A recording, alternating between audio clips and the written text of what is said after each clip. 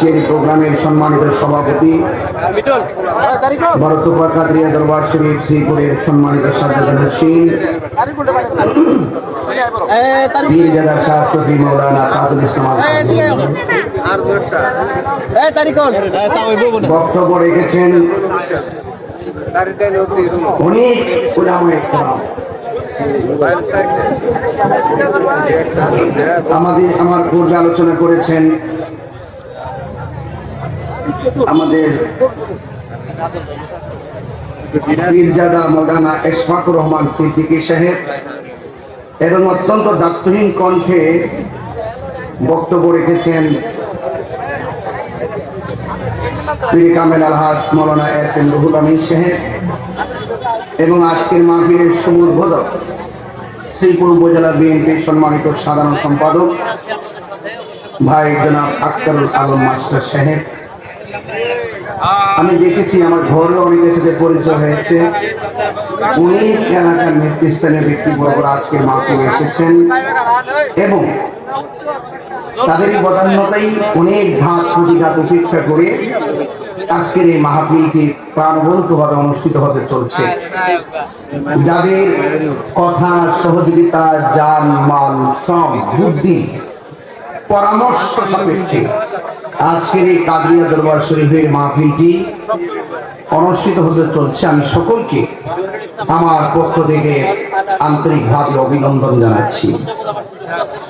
যারা আমার বরাবর এই বরাবর যারা দাঁড়িয়ে আছেন, আমি আশা করব আপনারা বসবেন, এটা পরিবেশ করে দিবেন। আস্তে আস্তে মানুষ আরো আসবে, তারা যেন বসতে পারে।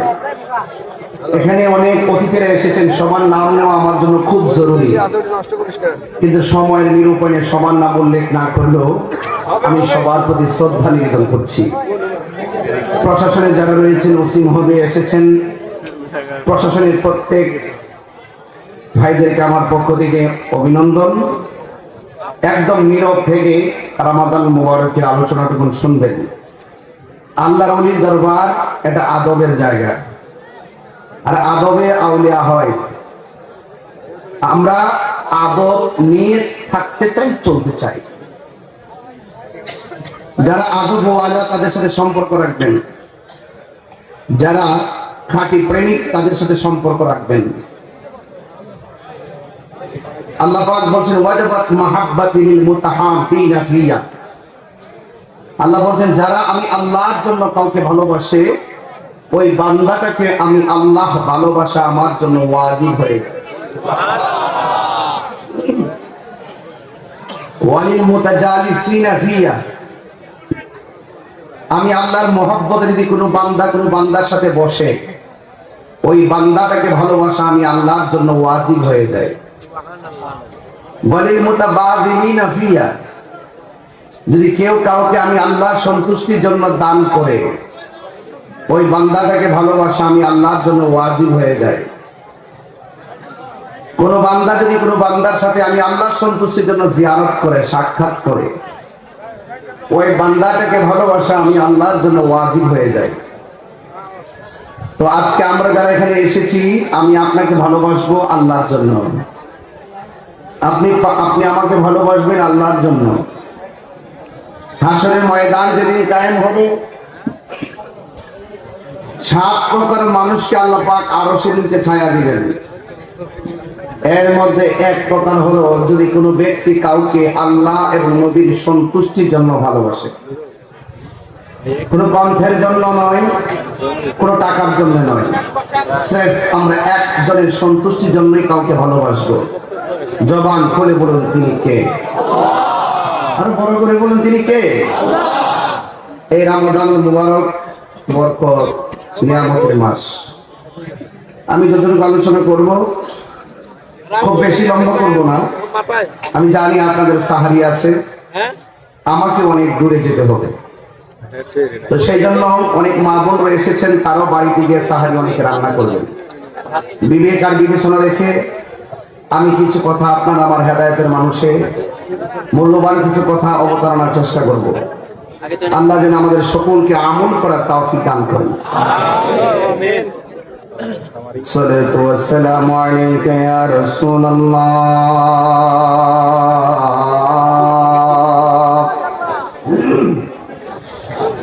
الصلاة والسلام عليك يا حبيب الله الصلاة والسلام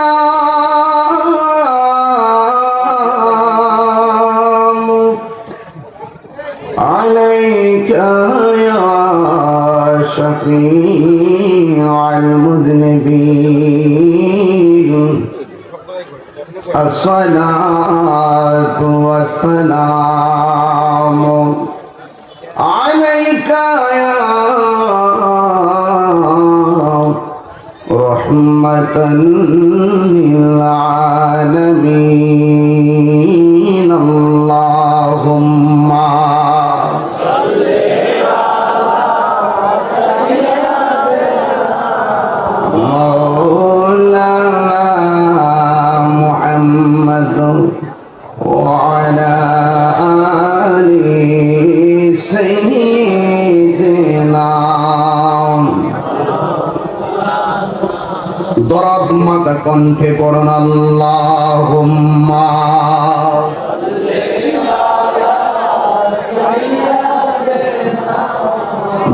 মাওলানা মুহাম্মদ ওয়ালা আলি সাইয়্যিদিনা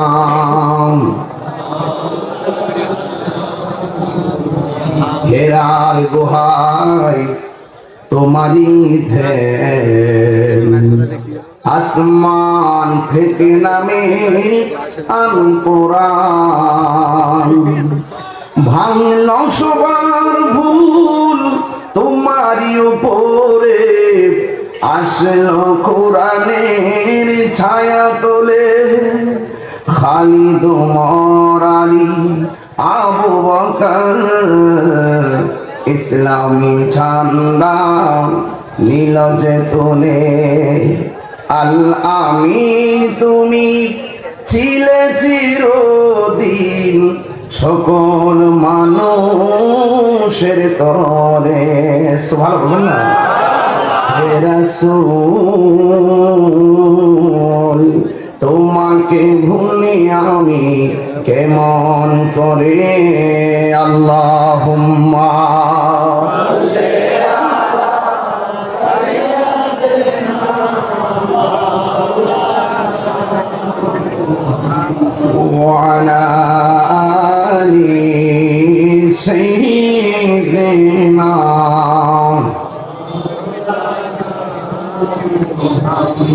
লা ইলাহা ইল্লাল্লাহ লা ইলাহা ইল্লাল্লাহ লা ইলাহা ইল্লাল্লাহ লা ইলাহা ইল্লাল্লাহ লা ইলাহা ইল্লাল্লাহ লা ইলাহা لا إله حسبي ربي جل الله ما في قلبي غير الله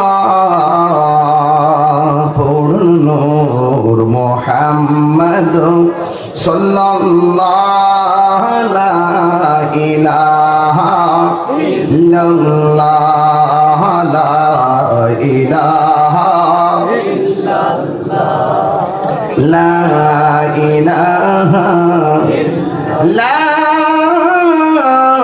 إله إلا الله محمد رسول الله صلى الله عليه وسلم شكرا لله الحمد لله সবাই ভালো থাকবেন সুস্থ থাকবেন ইনশাআল্লাহ আবার কোন একটা লাইভে দেখা হবে এখানে আমার হাতে কি কোরআন শরীফ আছে ব্রাহ্মণবাড়ির কোরআন একটা আর শ্রীপুরের কোরআন আরেকটা ঠিক কি না না এক এক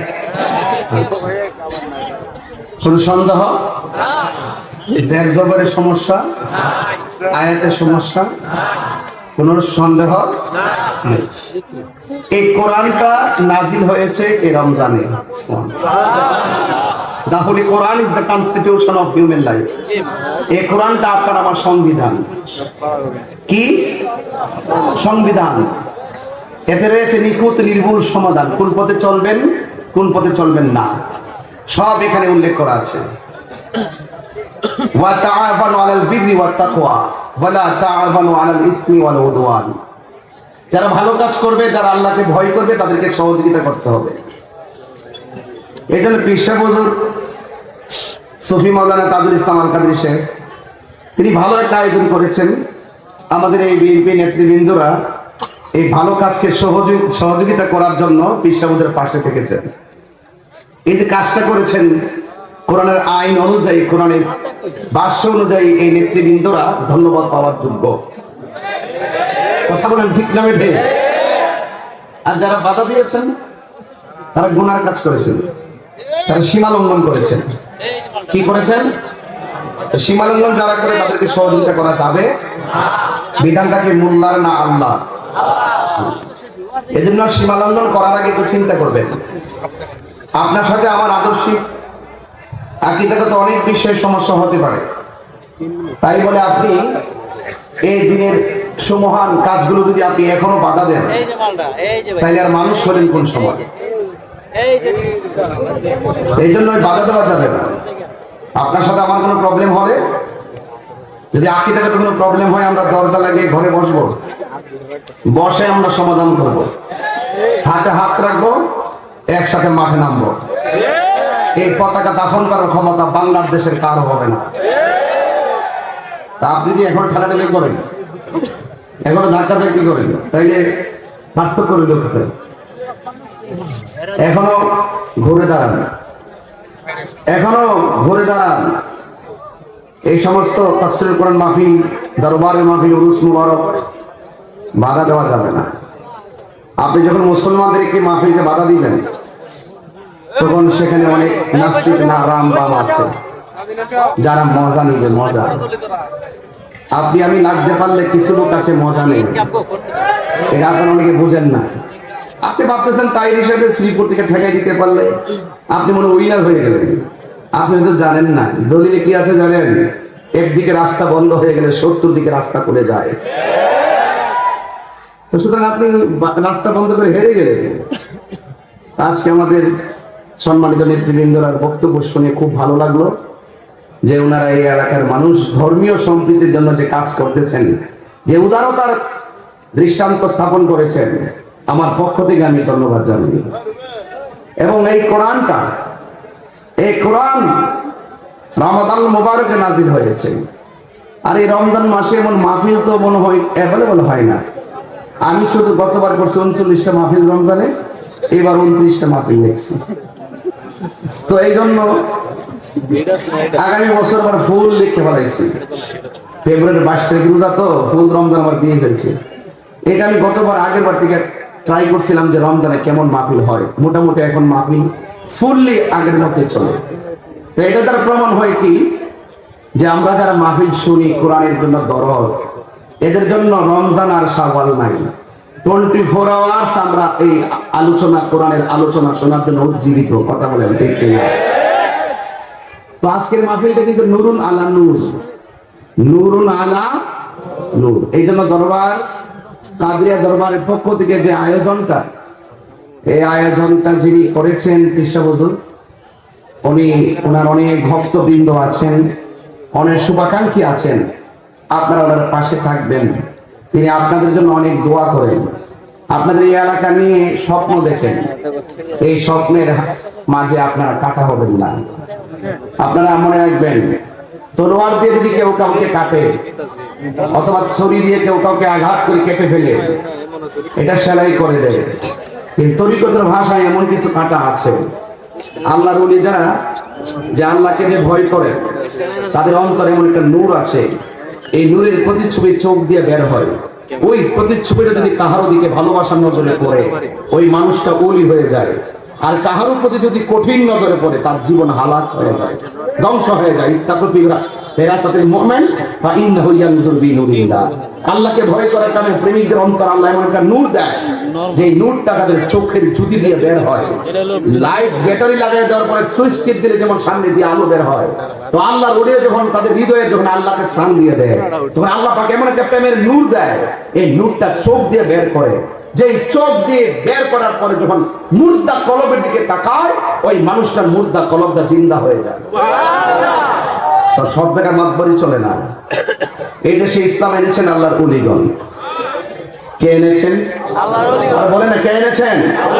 আল্লাহর ওলিগণ। এই জন্য ওলি আল্লাহদেরকে মহব্বত করতে হবে। আমি আজকে ওয়াজ করতে আসি নাই, আজকে আসছি আপনাদের দোয়া নেওয়ার জন্য। তো যতটুকু কথা বলবো খুব আদবের সাথে শুনবেন, ঠিক আছে?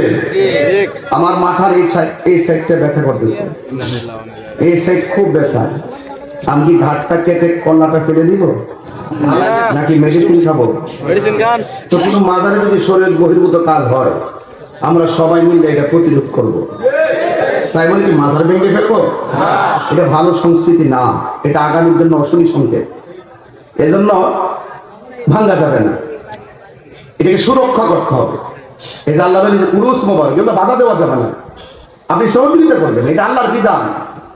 এই দেশে ইসলাম এনেছেন আল্লাহর ওলিগণ। আপনি যদি রং নাম্বারে কল করেন, ফোন যাবে না। ওলি আল্লাহর মাজারে অ্যাটাক করে মানে হলো মানে আদালি বলি যেন ফাঁকা আজান তো হবিল হারবে।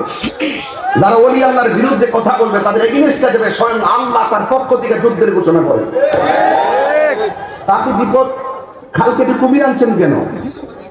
আপনি বিপদে পড়ে যাবেন, দেখতেছেন সব ফাঁকা, আপনি আটকে যাবেন। এখানে অ্যাকশনটা হবে উপর থেকে, ইন্না বাতশা রাব্বিকা লাশাদীদ ইন্নাহু হুয়া ইউবদিউ ওয়া ইউঈদ, he is the forgiving and loving. তিনি প্রেমময়, তিনি ক্ষমাশীল, কিন্তু আল্লাহর ধরা অনেক শক্ত। আল্লাহ ছাড় দিবেন কিন্তু ছেড়ে দিবেন না। ওলি আল্লাহর মাজার ছিল, আছে, থাকবে। আপনি মনে রাখবেন, ওলি আল্লাহর পথ চালাও সে পথে যে পথে তোমার প্রিয়জন গিয়েছেন চলি। আজকে দেখেন ওনার নামের শুরুতে দেখলাম সুফি লেখা। আপনি সুফি মানে কি জানেন? সুফিবাদ মানে কি জানেন? এই দেশে ইসলাম আসে সুফিবাদের মাধ্যমে। কথা বলেন ঠিক না ঠিক? এজন্য বাবা এই ধারাটা যেমন এই দেখেন, আমরা যারা যে আদর্শটা লালন করি, আমরা যেভাবে চলি, দেখছেন আমাদের মাঝে কোনো উগ্রতা আছে, কোনো মারামারি আছে, সন্ত্রাসী আছে, জুলুম আছে, একটা ক্লাস থাকলে কমান দোষ না, আছে চাপাবাজ। দেখছেন আমাদেরকে জীবনে কোনো গাড়ি ঘুরাইতে? দেখছেন কোনো মানুষকে বাইরে মারতে? দেখছেন কোনো বাড়িতে আগুন ধরাইতে? দেখছেন মাজার আগুন ধরাইতে? তাহলে কি আছে মানে কি? তুমি চাপাবাজ, এমনি তুমি দালাল। আমি দালালির জন্য এক সেকেন্ড কথা বলবো, কলিজাটা কিন্তু অনেক বড়, আপনার আমাদের আইডিয়া নাই। আমি সত্যের পক্ষে নির্ভীক একটি সৈনিকের কথা বলবো। দেশ আমাদের, ধর্ম সকলকে সমান্তরে ভালোবাসার মাধ্যমে ধর্মের সবকিছু ঘরে ঘরে সাজাতে হবে। এখানে উগ্রতা থাকবে না, মারামারি থাকবে না, কাটাকাটি থাকবে না। এই দেশটাকে সকলে মিলেমিশে সাজাতে হবে। কথা বলেন ঠিক না ঠিক? আপনি ফাঁকে রং নাম্বার ডায়াল করেন কেন? আপনি চাপাবাজ। তাহলে মাজার কি ভাঙবো? মাজার কি ভাঙবো না সুরক্ষা করবো? যদি কোথাও যদি কোনো ধরনের বেহায়াপনা হয়, কোথাও যদি শরীর বহির্ভূত কাজ হয়, আপনি যাবেন কেন? আমাকে নিয়ে যান। ওই সমস্ত শরীর বহির্ভূত কাজ যারা করবে তারা পা ভেঙে দিব। কথা বলেন ঠিক না ঠিক? তাদেরকে গাছের গোড়ায় ফেলে রাখবো। কথা বলেন ঠিক কিনা বলেন? তাদেরকে থানায় সুপর্দ করে দিব। কিন্তু আল্লাহ যদি মাজার ভাঙা যাবে, এটা বড় হবে, বিশৃঙ্খলা হবে। এই কাজটা করবেন না। আপনার ধারণা লাগলে আপনি না যাবেন। আপনি জানেন যে শতকরা 75% মানুষ আল্লাহর ওলিদের পথে চলে। তা আপনি কেন এটা উল্টা পাল্টা যাবো? গেলে কি হবে? হজবরল হবে। এই যে ওলি আল্লাহর দরবারে আসছি বলে কিন্তু শুরুতে এই কথাগুলো বেলায়েতের ওয়াজগুলো করতেছি। আল বেলায়াতু জিল্লুন নবুওয়াত, বেলায়াত হলো নবুয়তের ছায়া মোবারক। বেলায়াত নবুয়তের ছায়া মোবারক। আল্লাহ রাব্বুল আলামিন এই কুরআনটা নাযিল করেছেন। এই শ্রীপুর না, মাওনা ইউনিয়ন না, গ্রামের নাম কি না?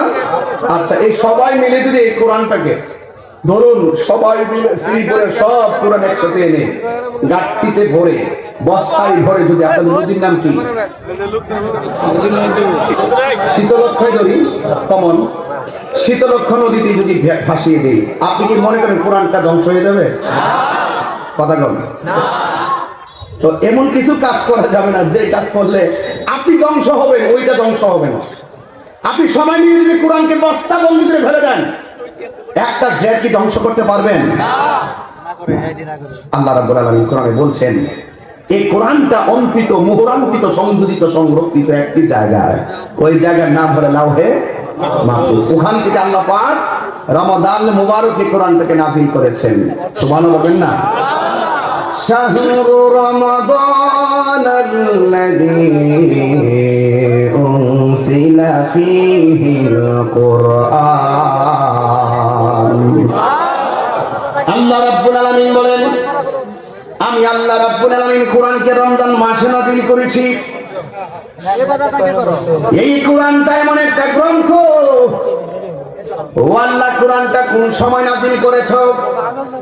এই রমাদান মুবারকের মধ্যে একটা রাত আছে, ওই রাতের নাম হলো লাইলাতুল কদর। আল্লাহ বলছেন, ইন্না আনসালনাহু ফি লাইলাতিল কদর।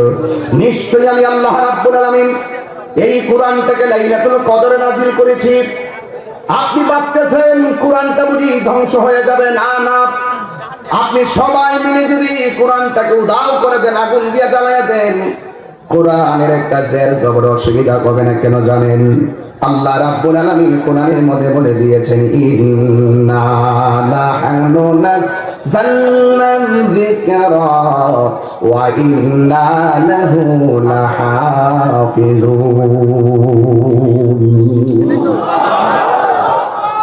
তেলাওয়াত করলে আপনার খারাপ লাগে?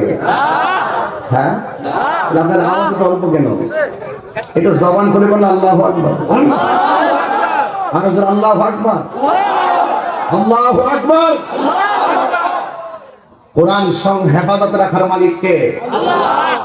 ইন্না নাহনু নাযালনা যিকরা ওয়া ইন্না লাহু লাহাফিজুন। কোরআনটা হেফাজতের মালিক কে? এই কোরআনের মধ্যে কোনো সন্দেহ আছে? যালিকাল কিতাবু লা রাইবা ফীহি হুদাল লিল মুত্তাকিন।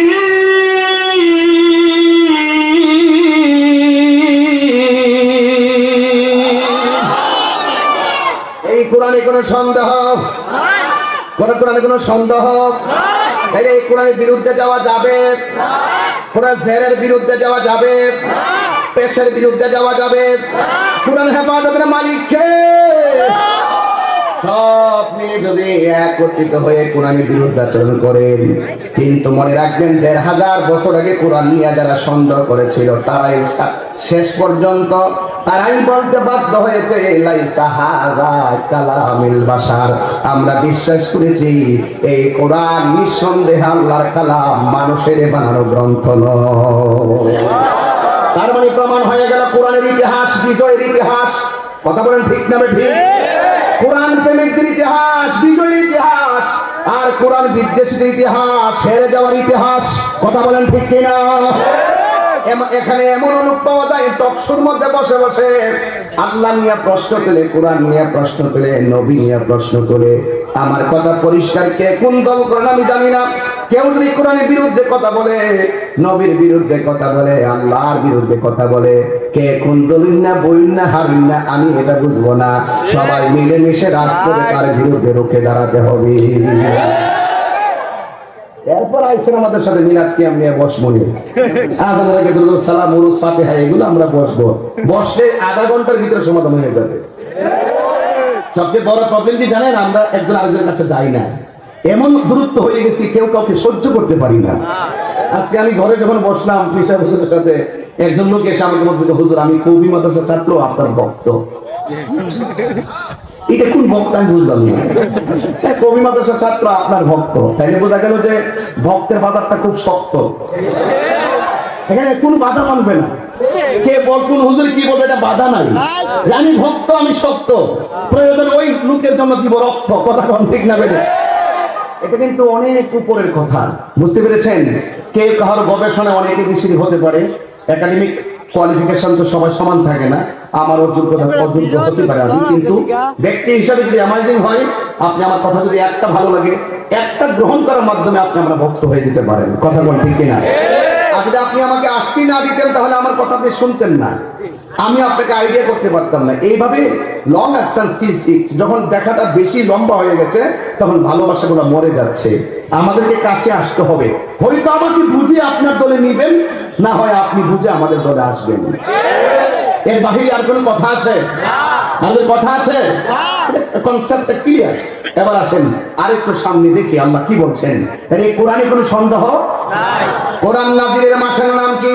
রমাদান। বড় করে, কোরআন নাজিলের মাসের নাম কি? রমাদান।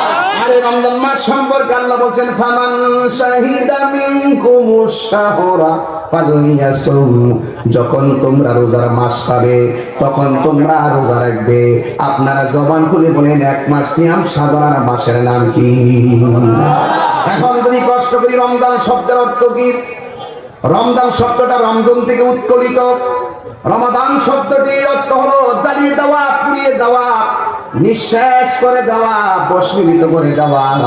ও যুবক ভাইরা আমার, আপনাদের কাছে আমার অনুরোধ রইল, আগুন যেমন করে কাঠকে জ্বালায় পরে সারখার করে দেয়, আগুন যেমন করে কাঠকে জ্বালায় পরে সারখার করে দেয়, রমজান শব্দের অর্থই হলো জ্বালায় দেওয়া, পোড়াইয়া দেওয়া।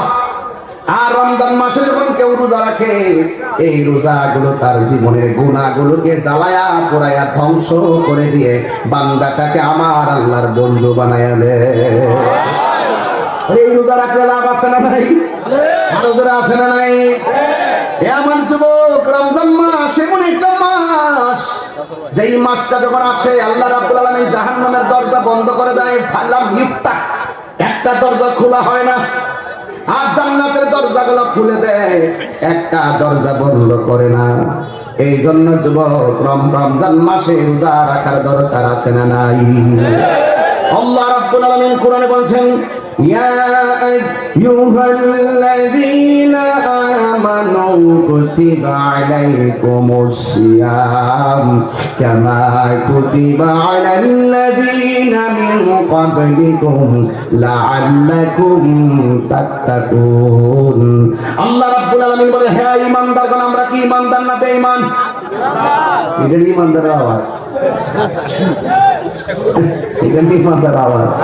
আমরা কি ঈমানদার না বেঈমান?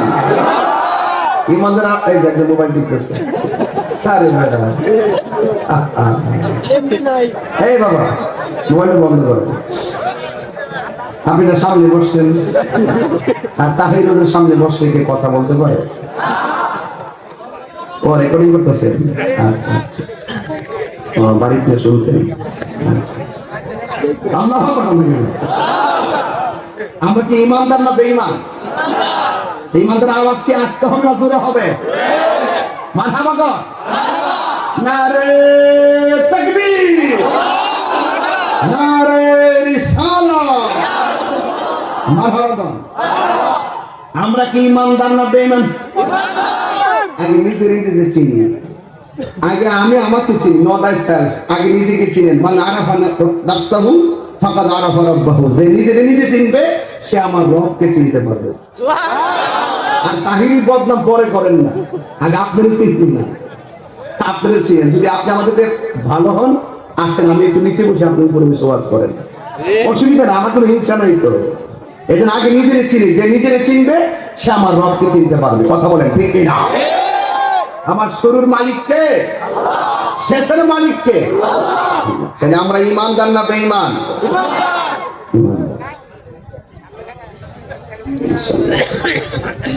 আল্লাহ রাব্বুল আলামিন বলেন, হ্যাঁ ঈমানদারগণ, তোমাদের উপরে রোজাকে ফরজ করা হয়েছে এই রোজার কেমন মাহাত্ম জানেন? রাসূল বলছেন রোজাদারের মুখের দুর্গন্ধ আমার আল্লাহর কাছে মেশকে আম্বরের চাইতে আরো সুগন্ধ লাগে। আল্লাহ কি ঠকাইলো না জিতাইলো? অনেক নিয়ামত আল্লাহ দিয়েছেন। এই জন্য রাসূল বলছেন মান সামা রমাদানা ঈমানা ইহতিসাবান গুফিরা লাহু মা তাকাদ্দামা মিন যামবিহি ওয়া মা তাআখার। যেই ব্যক্তি রমজান মাসে ঈমানের সাথে সওয়াবের আশায় রোজা রাখবে, আল্লাহ রাব্বুল আলামিন তার পূর্বের সব গুনাহগুলো আমার আল্লাহ maaf করে দিবে। আল্লাহু আকবার বলেন। দয়ার মালিক কে? আর দয়ার মালিক কে? এতে কোনো সন্দেহ? ও শ্রীপুরের বন্ধু, ও গাজীপুরের বাবা, মাওলার বাবা, মির্জাপুরের বাবা, টাঙ্গাইলের বন্ধু, কত জায়গা থেকে আপনারা এসেছেন। আমরা কি ইমানদার না বেঈমান? দয়ার মালিক কে? রহমত দেওয়ার মালিক কে? এমন গুনাহ করছি আমার শ্রোতাগুলো জানে না, এমন গুনাহ করেছি আমার মা জানে না, এমন গুনাহ করেছি আমার বন্ধু জানে না, এমন গুনাহ করেছি আমার ভাই জানে না, এমন গুনাহ করেছি আমার স্ত্রী জানে না। ও যুবক, গুনাহটা করার পরে তুমি কাউকে শেয়ার করো না। তুমি গুনাহ করেছো গোপনে, হয়তো দুই একজন জানে, তুমি কাউকে শরমে বলো না, তুমি লজ্জায় বলো না। আমার নবী, আপনার নবী বলেন, আমার উম্মত যখন গুনাহ করবে, শেষ পর্যন্ত উম্মত যখন নিজের প্রতি নিজে অনুতপ্ত হয়ে যাবে, আরে হারানো টাকা ফেরত পাইলে মানুষ যেমন খুশি হয়, আমার উম্মত যখন গুনাহ কইরা রাতের অন্ধকারে চোখের পানি ফালাইয়া আমার আল্লাহর ডাক দেবে, আল্লাহ আমি গুনাহ করেছি, আমি নিজের প্রতি জুলুম করেছি, আমি গুনাহ করেছি, দুনিয়াটারে বরবাদ করে ফেলাইছি, আমি গুনাহ করেছি, আমি আখিরাতটারে বরবাদ করে ফেলাইছি। ও আল্লাহ, এমন গুনাহ লইয়া যদি তোমার সামনে দাঁড়াই, আমি তোমার সামনে চেহারা দেখাইতে পারবো না, জাহান্নামের আগুন ছাড়ার কিছু বুঝি না। ও আল্লাহ, আমি গুনাহ করেছি, তোমার নাম তো রহমান, তোমার নাম তো রহিম। ও আল্লাহ, এই দুইটা নামের দোহাই দিয়া তোমার কাছে আমরা ডাক দিই শ্রীপুরের জমিনে। ও আমার শ্রীপুরের বাবারা, কাকলা দরবারে বাবারা, গুনার গাটুরি মাথায় লইয়া হাতের দুইটা আল্লাহর দরবারে বাড়াইয়া জবানটা খুলে কন্যা আল্লাহ, এই আওয়াজে মানি না, 5 বার বলেন আল্লাহ।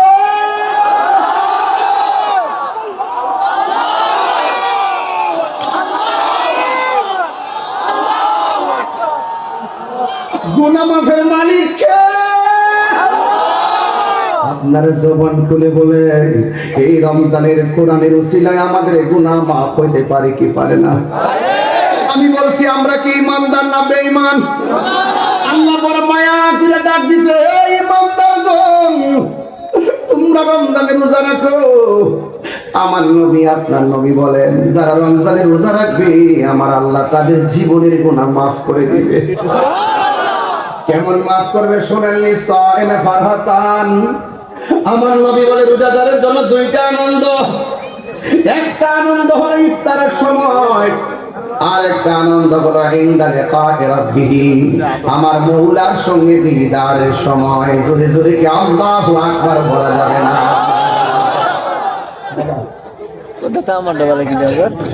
আমার যুবক ভাইরা, কথাগুলো মনোযোগের সাথে শোনা লাগবে। এই যে রমজান মাসটা চলতেছে, কয় মাসে? 1 বছর। আমার মনে হচ্ছে আপনাদের কষ্ট হচ্ছে, বুঝতে অসুবিধা হচ্ছে। একদম প্রেজেন্ট রমজান পেয়ে যদি রমজানে কিছু কথা না বলি, হক আদায় হবে? অনেক মা বোনরা অনেক মাসালা শুনবে, ফজিলত শুনবে, তারা সামনে রোজাগুলো ইমানের সাথে রাখবে। আমি কি বারবার আসতে পারবো? বলেন, গুনাহ আছে না নাই? আমাদের আছে না নাই?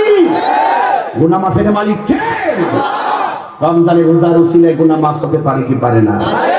কয় মাসে? 1 বছর। এই যে হাদিস শরীফের মধ্যে আসছে, ইন্নাল জান্নাতা মুযাখরাতুন লিরামাদান মিন রাসিল হাওলি ইলা হাওলিল ফাদাল। 11টা মাস আল্লাহ পাক জান্নাতটাকে সাজাইতে থাকে। ফাইজা কানা আফদালু ইয়াউমিন মিন রমাদান, যখন রমজানের প্রথম মাসটা আসে, হাব্বাত রিহুম মিন তাহতিল আরশ, আরশের নিচ থেকে একটা বাতাস বের হয়, ফানাশারাত মিন ওয়ারাকাল জান্নাহ, এবং ওই বাতাসটা জান্নাতের গাছের মধ্যে লাগে। যখন গাছের মধ্যে বাতাসটা লাগে তখন গাছের পাতায় পাতায় পাতায় পাতায় পাতায় পাতায় বাজনার সৃষ্টি হয়। তখন কি হয় কয় বলা হচ্ছে আলা হুরুল ইন, তখন বেহেশতের ভিতর থেকে হুর বের হয়। হুরের গায়ের মধ্যে 70 রঙের জামা থাকে, 70 রঙের জামা ব্যাক করে তাদের ভিতরে সৌন্দর্য দেখা যায়। এত সুন্দর তাদের বডি, এত সুন্দর তাদের চেহারা, এদের গায়ের মধ্যে 70 রঙের জামা। আমি একটা দুইটা জামা পরলাম, চামড়া দেখা যায় না, ওদের 70 রঙের জামা পরার পরও এদের ভিতরে সৌন্দর্য দেখা যাবে। রাবিয়া বসরিকে প্রশ্ন করা হয়েছিল, হে রাবিয়া তুমি কি জান্নাত চাও না জাহান্নাম? রাবিয়া বসরি বলছে আমি জাহান্নামকে ডরাই না, জান্নাতের আশা করি না, আমি আমার মালিকের পাগল। মালিক যদি আমার হয়ে যায় জাহান্নাম আমারে ডরাইব, মালিক যদি আমার হয়ে যায় জান্নাতের হুর আমাকে নেওয়ার জন্য পাগল হয়ে যাবে। এটা আমি বলছি আগে নিজেকে চিনি। যে ব্যক্তি নিজেকে নিজে চিনবে, একটা আধ্যাত্মিক জগৎ আছে। শুধু নামাজ পড়লেন, রোজা রাখলেন, চলতেছেন সুন্দর করে টুপিটা বেরিয়ে, এটার নামই শুধু জিন্দিগি না, এটা শরীয়তের একটা জিন্দিগি। এটার ভিতরে একটা আধ্যাত্মিকতা আছে। আমি কোথায় ছিলাম, আরে মার পেট থেকে দুনিয়াতে আসছে, আলো বাতাস দেখতেছি, এটা একটা পাঠ। যদি বলি কোথায় ছিলাম, কেমন ভাবে ছিলাম, কোথায় এসেছি, কেমন আছি, কোথায় যাব, কেমন থাকবো, এই 3 পুরা যদি পড়তে পারেন তাইলে আপনি ইহকাল পরকালের সন্ধান পাবেন। আপনি বুঝতেছেন নামাজ পড়লে বাস হয়ে গেছে, আপনি জানেন না একটা আধ্যাত্মিকতা আছে। আধ্যাত্মিকতা কি জিনিস জানেন? চোখ বন্ধ করবেন শ্রীপুর থেকে, আপনি রসুলের পাকে রোজা মুবারক দেখতে পারবেন। তার থেকে এই আধ্যাত্মিকতা মানতে হবে না। আপনি পাবেন না যে বিমানে একটা টিকিট লাগাবো, উমিরা যায় মদিনা যাবো, একটা গম্বুজ দেখে আসবো। আরে বাবা, গম্বুজ দেখবেন আপনি শ্রীপুর বৈশা থাকতে আপনি সেই গম্বুজ দেখতে পারবেন, শ্রীপুর শুয়ে থাকতে আপনি মদিনা ওয়ালকে দেখতে পারবেন। আপনার মাঝে সেই আদর্শ, সেই চেতনা, আধ্যাত্মিকতা অর্জন করতে হবে। কথা বলেন ঠিক কিনা? মুদিমালের দোকানে গেলে মুদিমাল পাওয়া যায়, আল্লাহর ওলির দরবার গেলে আল্লাহ পাওয়া যায়। কথা কি বুঝতে পারতেছি? এই জন্য আমি বলছি না কয় মাসে 1 বছর। যদি বলি বৈশাখ, জ্যৈষ্ঠ, আষাঢ়, শ্রাবণ, ভাদ্র, হ্যাঁ সবাই পারবে না। জানুয়ারি, ফেব্রুয়ারি, মার্চ, এপ্রিল সবাই পারবে না। যদি বলি মুহররম, সফর বলো, 12 মাসের নাম আরবিতে, দেখবেন অনেকে অশুদ্ধ বলবে, শুদ্ধ করে পড়তেও পারবে না। 12টা মাসের মধ্যে, আরবি 12টা মাসের মধ্যে 11টা মাস আল্লাহ জান্নাতটারে সাজায়। জান্নাতটা সাজায়, আরশের নিচ থেকে বাতাসটা বের হয়, জান্নাতের গাছের পাতার মধ্যে বাতাসটা লাগে, পাতায় পাতায় যখন কাশ লাগে তখন বাজনা বের হয়, সেই বাজনার দুলা লাগে হুরের গায়ে। হুর তখন ভিতর থেকে বের হয়ে কথা ছড়াইয়া যা বারান্দার জান্নাতের বারান্দার বেলকনিতে আইসা দাঁড়ায়। দাঁড়ায় বলতেছি কি জানেন? ফায়াকুলনা ইয়া রাব ইজআল লানা মিন ইবাদিকা আজওয়াজান। ও আল্লাহ, তুমি 11টা মাস জান্নাতটা সাজাইলা রোজাদারদের জন্য। আমরা হুররা তোমার কাছে ফরিয়াদ করি আমাদের জন্য ওই দুনিয়ার রোজাদারদেরকে স্বামী বানাইয়া দেন। তোমার মাঝে সেটা কাজ করে না।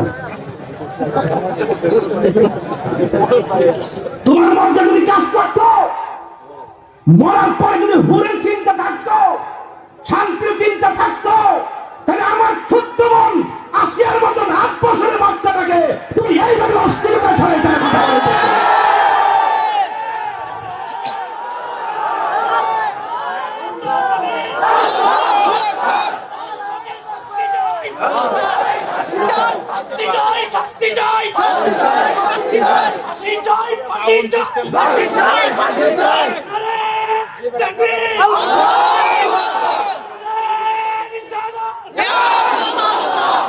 আমি লজ্জিত,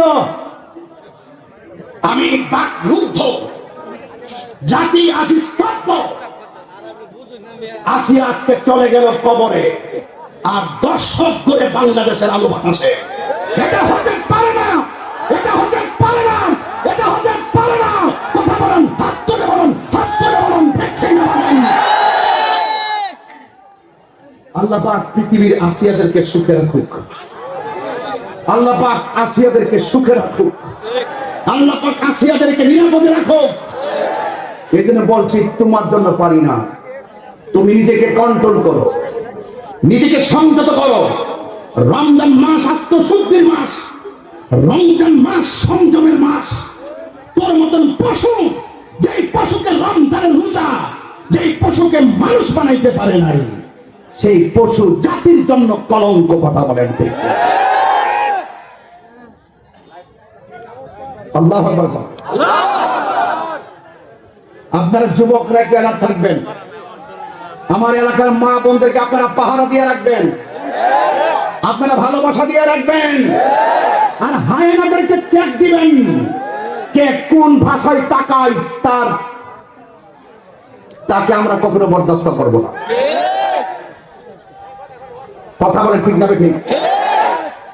এই কথাগুলো আমি বলি দেখে আমার যেমন আমি উস্কানি দিয়ে কথা বলি, তাহিরুদের উস্কানি দিয়ে কথা বলে না।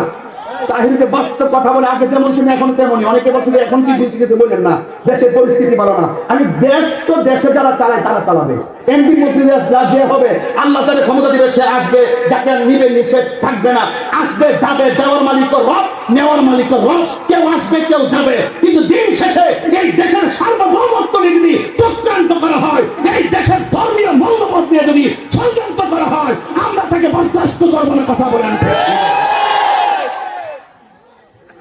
এই জন্য পলিটিক্যালি কোনো বিষয় নিয়ে আমি ইন্টারেস্টেড না।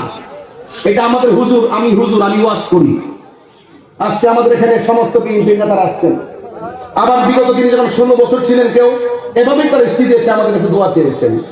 আমরা কোথায় যাবো? আমরা কাছে দোয়া চাই, আমরা দোয়া করি, আমাদেরকে ট্যাগ লাগাই, আমরা দালালি করি। আরে ব্যাপার দালালি আমরা করি, দালালি আমরা করি।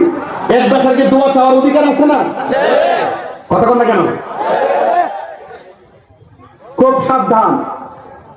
আমি বলছি না, আমি যখন দেখবো ওর আজ থেকে 5 বছর আগে যখন মায়ানমার হেলিকপ্টার একটা ঘুরাইছি আমরা বাংলাদেশের দিকে, আমি বলছিলাম যে বনবের লাড়ি গিরে ব্রাহ্মণবাড়ির লাড়িগুলা রেডি আছে, পরিষ্কার কথা বলে দিয়েছিলাম। ওই গত কয়েকদিন আগে এক ওয়াজের ভিতরে একটা ড্রোন ছাড়ছিল, ড্রোন ক্যামেরা আছে ভাই, ওই যে ড্রোন ক্যামেরা, ড্রোন ছাড়ার পরে কি করছে না, এক মুরব্বী কি করছে না, ড্রোনটার উপরে উঠতেছে, ফিরিয়ে দিলাম না কিন্তু এই মুরব্বী কি করছে, হাতের মধ্যে লাঠি ডালছে, লয়ে গেছে, ড্রোনটার বাইরে বাঁধছে। আমি বলছি আও বাবা, এটা তো ড্রোন ক্যামেরা কোনা, এটা ওইটা সংগ্রামে দিয়ে এটা চিন্তা করছেন ব্যাপারটা।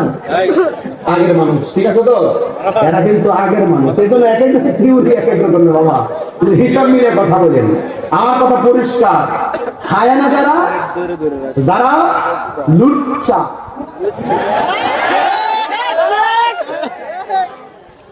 ইজি ওয়ার্ড,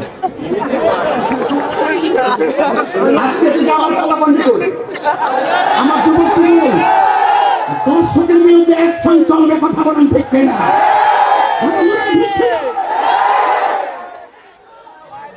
রাজি আছেন সবাই? এই রমজান মাসে আমরা সংশোধন হয়ে যাব ইনশাআল্লাহ, বলেন না কেন? বিগত দিনে যে দায়ী করেছেন সব তওবা করব আজকে। আমরা আগামী দিনে কখনো বিপথে যাব না ইনশাআল্লাহ। কোন মা বন্ধুকে ডিস্টার্ব করব না, আমাদের ছোট্ট ফুকুমুনিদেরকে আমরা ডিস্টার্ব করব না। চরিত্রকে ঠিক রাখতে হবে। রমজান আসছে আপনাকে আত্মশুদ্ধি করার জন্য। কথা বলেন ঠিক কিনা? যা হবার হয়ে গেছে, আর যেন ইনশাআল্লাহ বলেন ইনশাআল্লাহ। আমি আজকে ফেসবুকে দিয়ে দিছি, গত পরশু দিনে দিয়ে দিছি, যে অনতি বিলম্বে ওরে বাইতুল মুকাররম যেখানে পাক আমরা আইডিটা লাগবো আসিয়ানা দিদিটা করছে, যেখানে পাক তার আইনা বাইতুল মুকাররমের সামনে আইনা কি উত্তম মাধ্যম দেওয়া হোক, তাহলে কোন জায়গাটা ঠান্ডা হইব। এই পশুকে আমরা সহ্য করতে পারবো না। কথা বলেন ঠিক না বেঠি? এই পশুর আড়ালে আরো বহু পশু আছে। কথা কোন ঠিক না বেঠি? এই জন্য দেখেন রমজান মাসের পরে আরেকটা ঈদ আসতেছে, ওই ঈদের নাম কি? ঈদুল আজহা। নাম কি? পশু কুরবানি করে, ঠিক কি না? আরে ওই পশুর গলা থেকে রক্ত পশুরে জবাই করার আগে তোমার ভিতরে যে একটা পশু আছে ওই পশুটার আগে জবাই করো। কথা বলেন ঠিক না ঠিক? এই তো রমজান রোজা রাখবেন, এই রোজাটা যেন কাজে লাগে ইনশাআল্লাহ। কোন গভীর মনোযোগ, পায়ের মধ্যে হাত দিয়া বলি, আমার আল্লাহ বলে হে ইমানদারগণ, তোমাদের উপরে রোজা ফরজ করা হয়েছে, তাইলে সবাই জবান খুলে বলে রোজা রাখার দরকার আছে না নাই? রহমতের 10 দিন চলে গেছে, মাগফিরাতের 10 দিন চলতেছে, আবার নাজাতের 10 দিন আসিতেছে। ও যুবকের দল, আমার নবী আপনার নবী বলতেছেন জান্নাতটা যখন সাজায় তখন হুররা ডাক দিয়ে বলে আল্লাহ তুমি রোজাদারদের জন্য এই জান্নাতটাকে সুন্দর করে সাজাইছো, আমরা কিচ্ছু চাই না, আমাদের জন্য তুমি রোজাদারদেরকে স্বামী বানায়া দাও। কেন? ওই এই জন্য রোজাদাররা যেন আমাদেরকে দেখা তাদের আত্মা শান্তি পায়, আমরা যেন রোজাদারদেরকে দেখা আমাদের আত্মা শান্তি পাই। এই জন্য যুবক হুররা তোমাকে নেওয়ার জন্য পাগল হয়ে যাবে। এই জন্য দুনিয়াতে থাইকা আল্লাহকে সাধন করা লাগবে, আমার নবীকে মহব্বত করা লাগবে, আউলিয়া কেরামের সোহবতে যাওয়া লাগবে, এই কোরআন মোতাবেক জীবনটারে সাজাইতে হবে। আমার নবী আপনার নবী বলেন লিসাইমে ফারহাতান, রোজাদারের জন্য দুইটা আনন্দ। একটা আনন্দ হলো ইফতারের সময়, ইফতারের সামনে আলোর সব আছে না নাই, বেগুনি আছে না নাই, বুটবাজি আছে না নাই, মুড়ি আছে না নাই, তরমুজ আছে না নাই, এই পর্যন্ত কেউ বেদাত করছিনি। সবে বড় একটা হালো রুটি খাইলে বেদাত হবে কেন? ব্যাপারটা পরিষ্কার না, ব্যাপারটা ক্লিয়ার না, কনসেপ্ট ওকে? হ্যাঁ, ভোট গেলেন, মুড়ি খেলেন, জিলাপি খেলেন, আমিত্তি খেলেন, কত কিছু খেলেন, কোন ধরনের ফতোয়া নাই। তাই আপনি কেন অনেকটা ফতোয়া দিয়ে বিভাজন সৃষ্টি করলেন? ছোট্ট ছোট্ট ছেলেগুলো যখন হালুয়া দেখে তখন তারা বুঝতে পারে আপনারা ইবাদতের রাত, ঠিক না? আপনি যখন এই সমস্ত মুসলমানদের সংস্কৃতিকে দলিলের দোহাই দিয়ে দূরে সরাই দিচ্ছেন, তখন এই পাড়ায় পাড়ায় যাত্রা আর নর্তকীদের আড্ডাখানা হয়ে গেছে। আজকে আমি গাড়ির মধ্যে ভাইজান, আজকে আমি গাড়ির মধ্যে ইফতার করছি, গাড়ির ভিতরে ইফতার করেছি, মুড়ি খাইলাম, বুট বাজি, কি জন্য খাইলাম আর কি?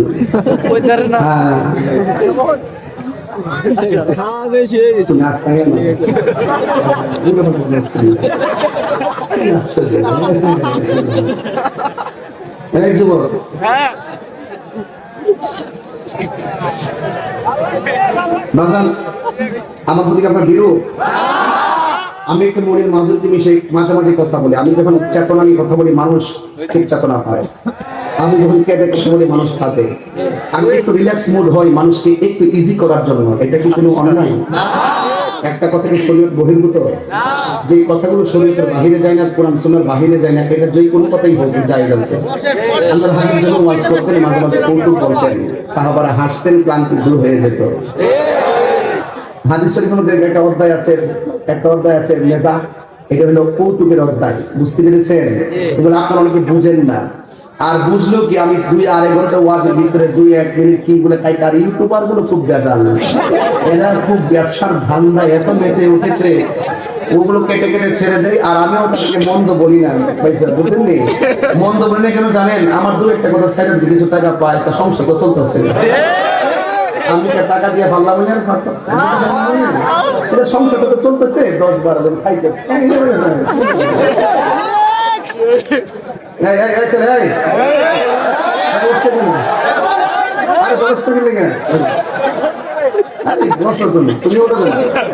তোমার মতো ছেলে উঠতে কি দুনিয়া চলবে?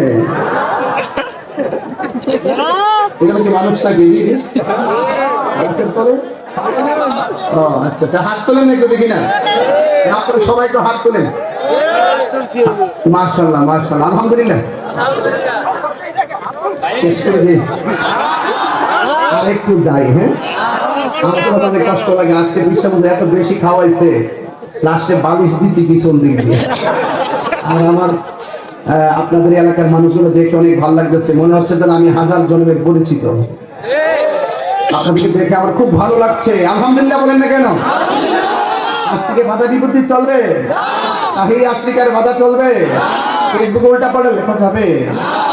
আপনি আমার বাড়িতে যাবেন, দাওয়াত দিলাম, খুব মেহমানদারি করবেন ইনশাআল্লাহ। বলেন না কেন? কবুল করে আমিন কোন। তো ইফতার আছে, হ্যাঁ ওই যে লিসাইমে ফারহাতান, রোজাদারের জন্য কয়টা আনন্দ বলেন না? কয়টা? একটা হলো ইফতারের সময়, একটা কিসের সময়? আচ্ছা, ইফতারের সময় আনন্দটা কেমন? দেখেন, আপনার ইফতারের সময় মানুষের গলাটা শুকিয়ে থাকে, সামনে পানি আছে কিন্তু পানি পান করে। ইফতার হওয়ার সময় হওয়ার আগে অনেক 12 থেকে 13 প্রকার আইটেম থাকে। এটা কি সে খায়? কেন খায় না? আল্লাহর ভয়ে। কেন খায় না? ওই ঠিক ওই মুহূর্তে আল্লাহ ফেরেশতাদেরকে ডাক দেয়। এই দেখেন কোরআন শরীফের আয়াতটা বের করে দেখায়। কই হয়ে গেল আজান দেন, আজান দেন। কে এটা? আজান কে আবার? ও আমার ওয়াজ আজান শুনছো তোমরা? ও তাহলে কি হবে?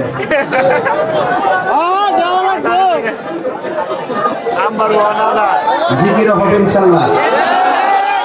এই যে আল্লাহর জিকির কথা বলতেছেন না আপনারা, সওয়াব পাইতেছেন কিন্তু আপনারা কিন্তু অশ্লীল কিছু বলছেন না। আল্লাহর জিকির, কার জিকির? আল্লাহর জিকির। আল্লাহর জিকির হয় কোরআন তেলাওয়াতের মাধ্যমে, আল্লাহর জিকির হয় নামাজের মাধ্যমে, আল্লাহর জিকির হয় আল্লাহ আল্লাহ বলার মাধ্যমে। কথা বলেন ঠিক না? ভাই আমার কই আয়াতটা নিয়ে গেছিল না পাইতেছেন, আমি হাফেজ না তো, এর কোনো অসুবিধা। সবাই বলেন আল্লাহু আকবার। আরো জোরে আল্লাহু আকবার।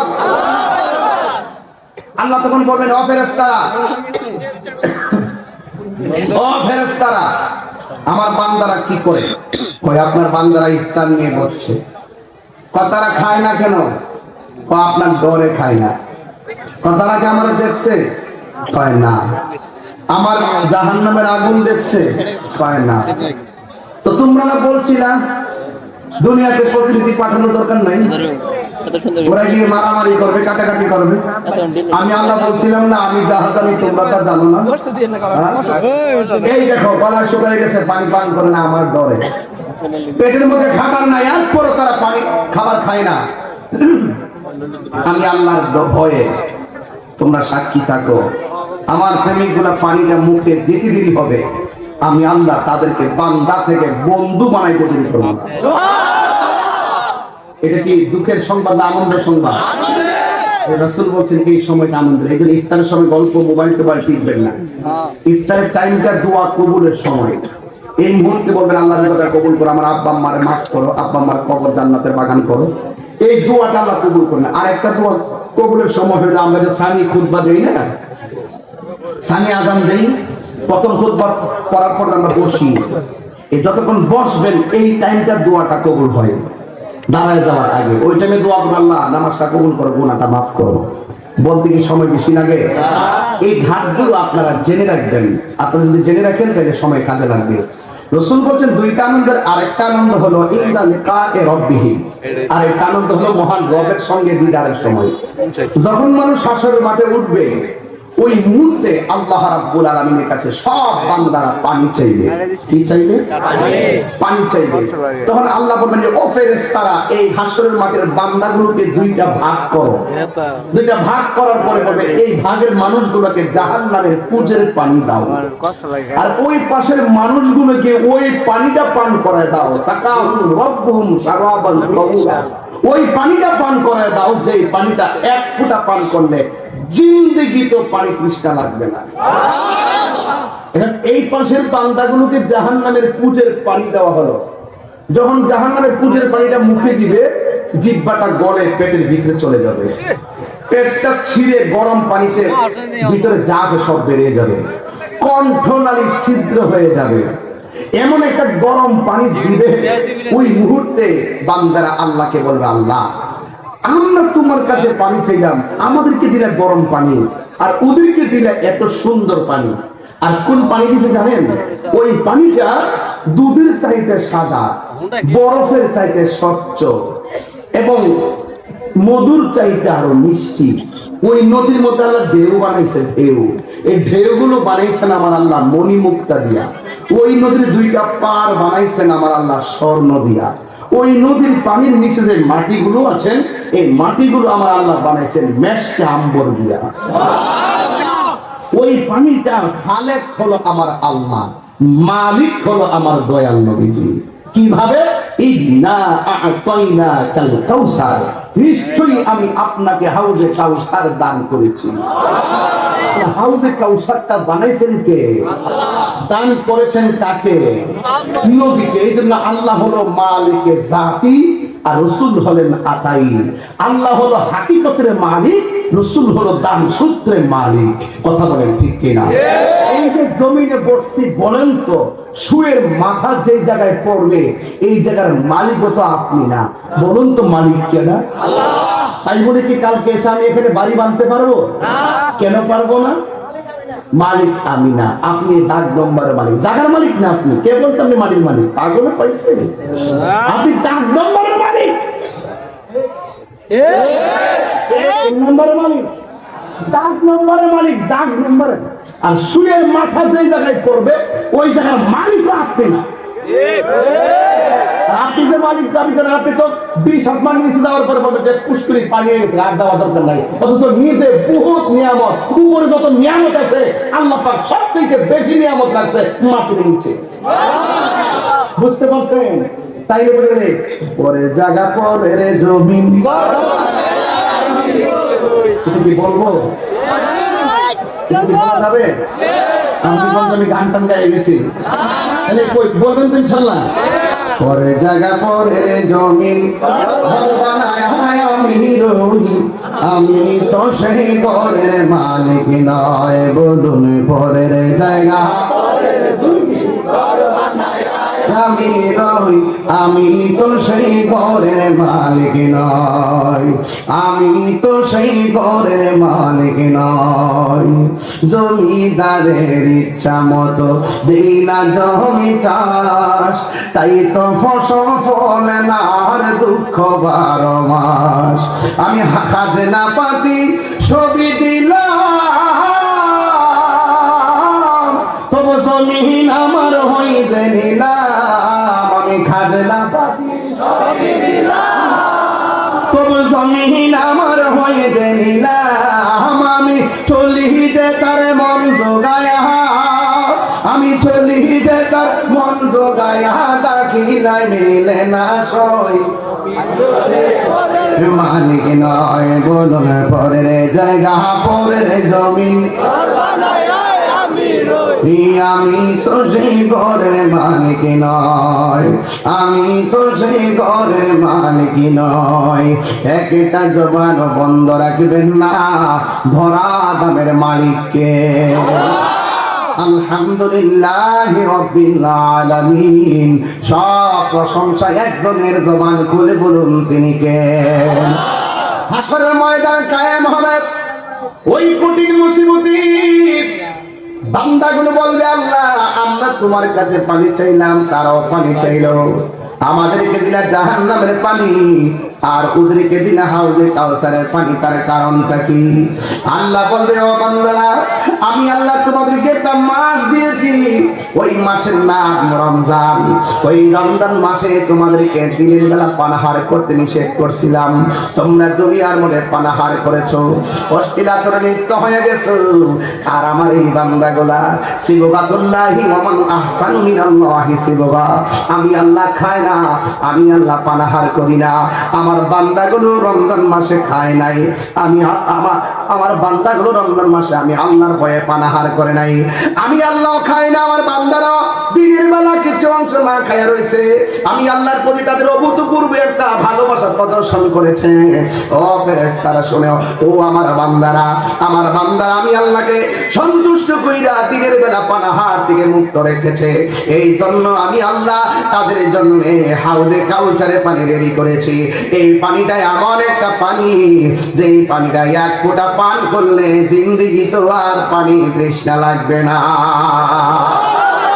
এখন নবীর প্রশ্ন করি, নবী গো ওই হাউজে কাউসারটা কোথায় হবে?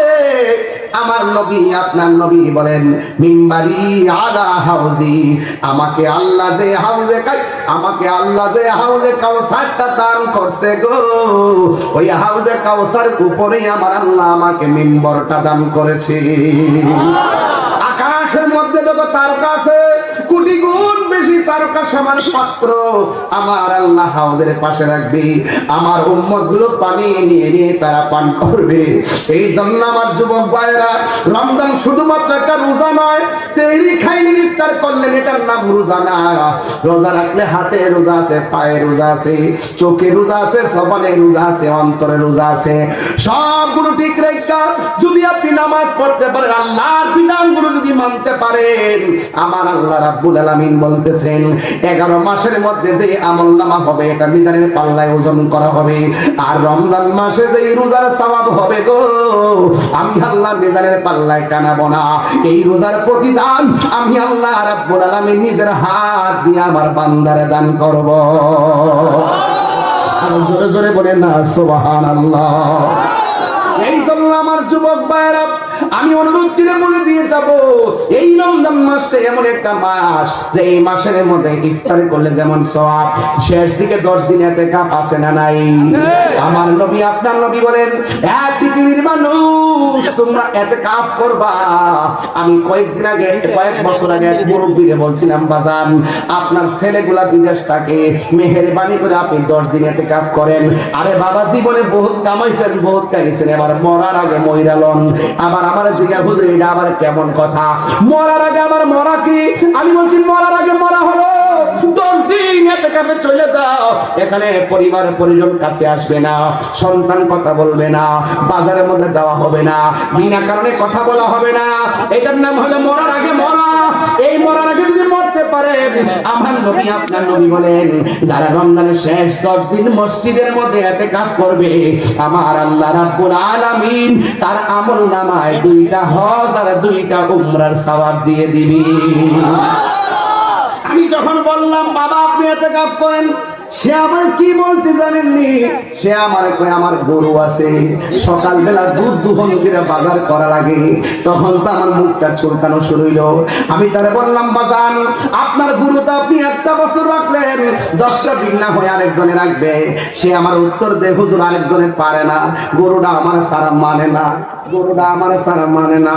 এবার আমি এখন দেখলাম যার বাংলা ওয়াজ চলবে না, এবার একটা আধ্যাত্মিক ওয়াজ মাইরা দিয়ে তারে মসজিদে পাঠিয়ে দিলাম। কি বললাম জানেননি? আমি বললাম, বাবা আপনার গরুটা আপনার সারা মানে না, গরুর দুধ দহন করে বাজার না করলে সংসার চলে না, অথচ আপনার 3টা সন্তান বাহিরে। আমি আপনার কাছে জানতে চাই, আপনি যদি এই মুহূর্তে মারা যান, আপনি কি মনে করেন গরুটা গোয়াল ঘরে 10 দিন বান্ধা থাকবে? কয় না।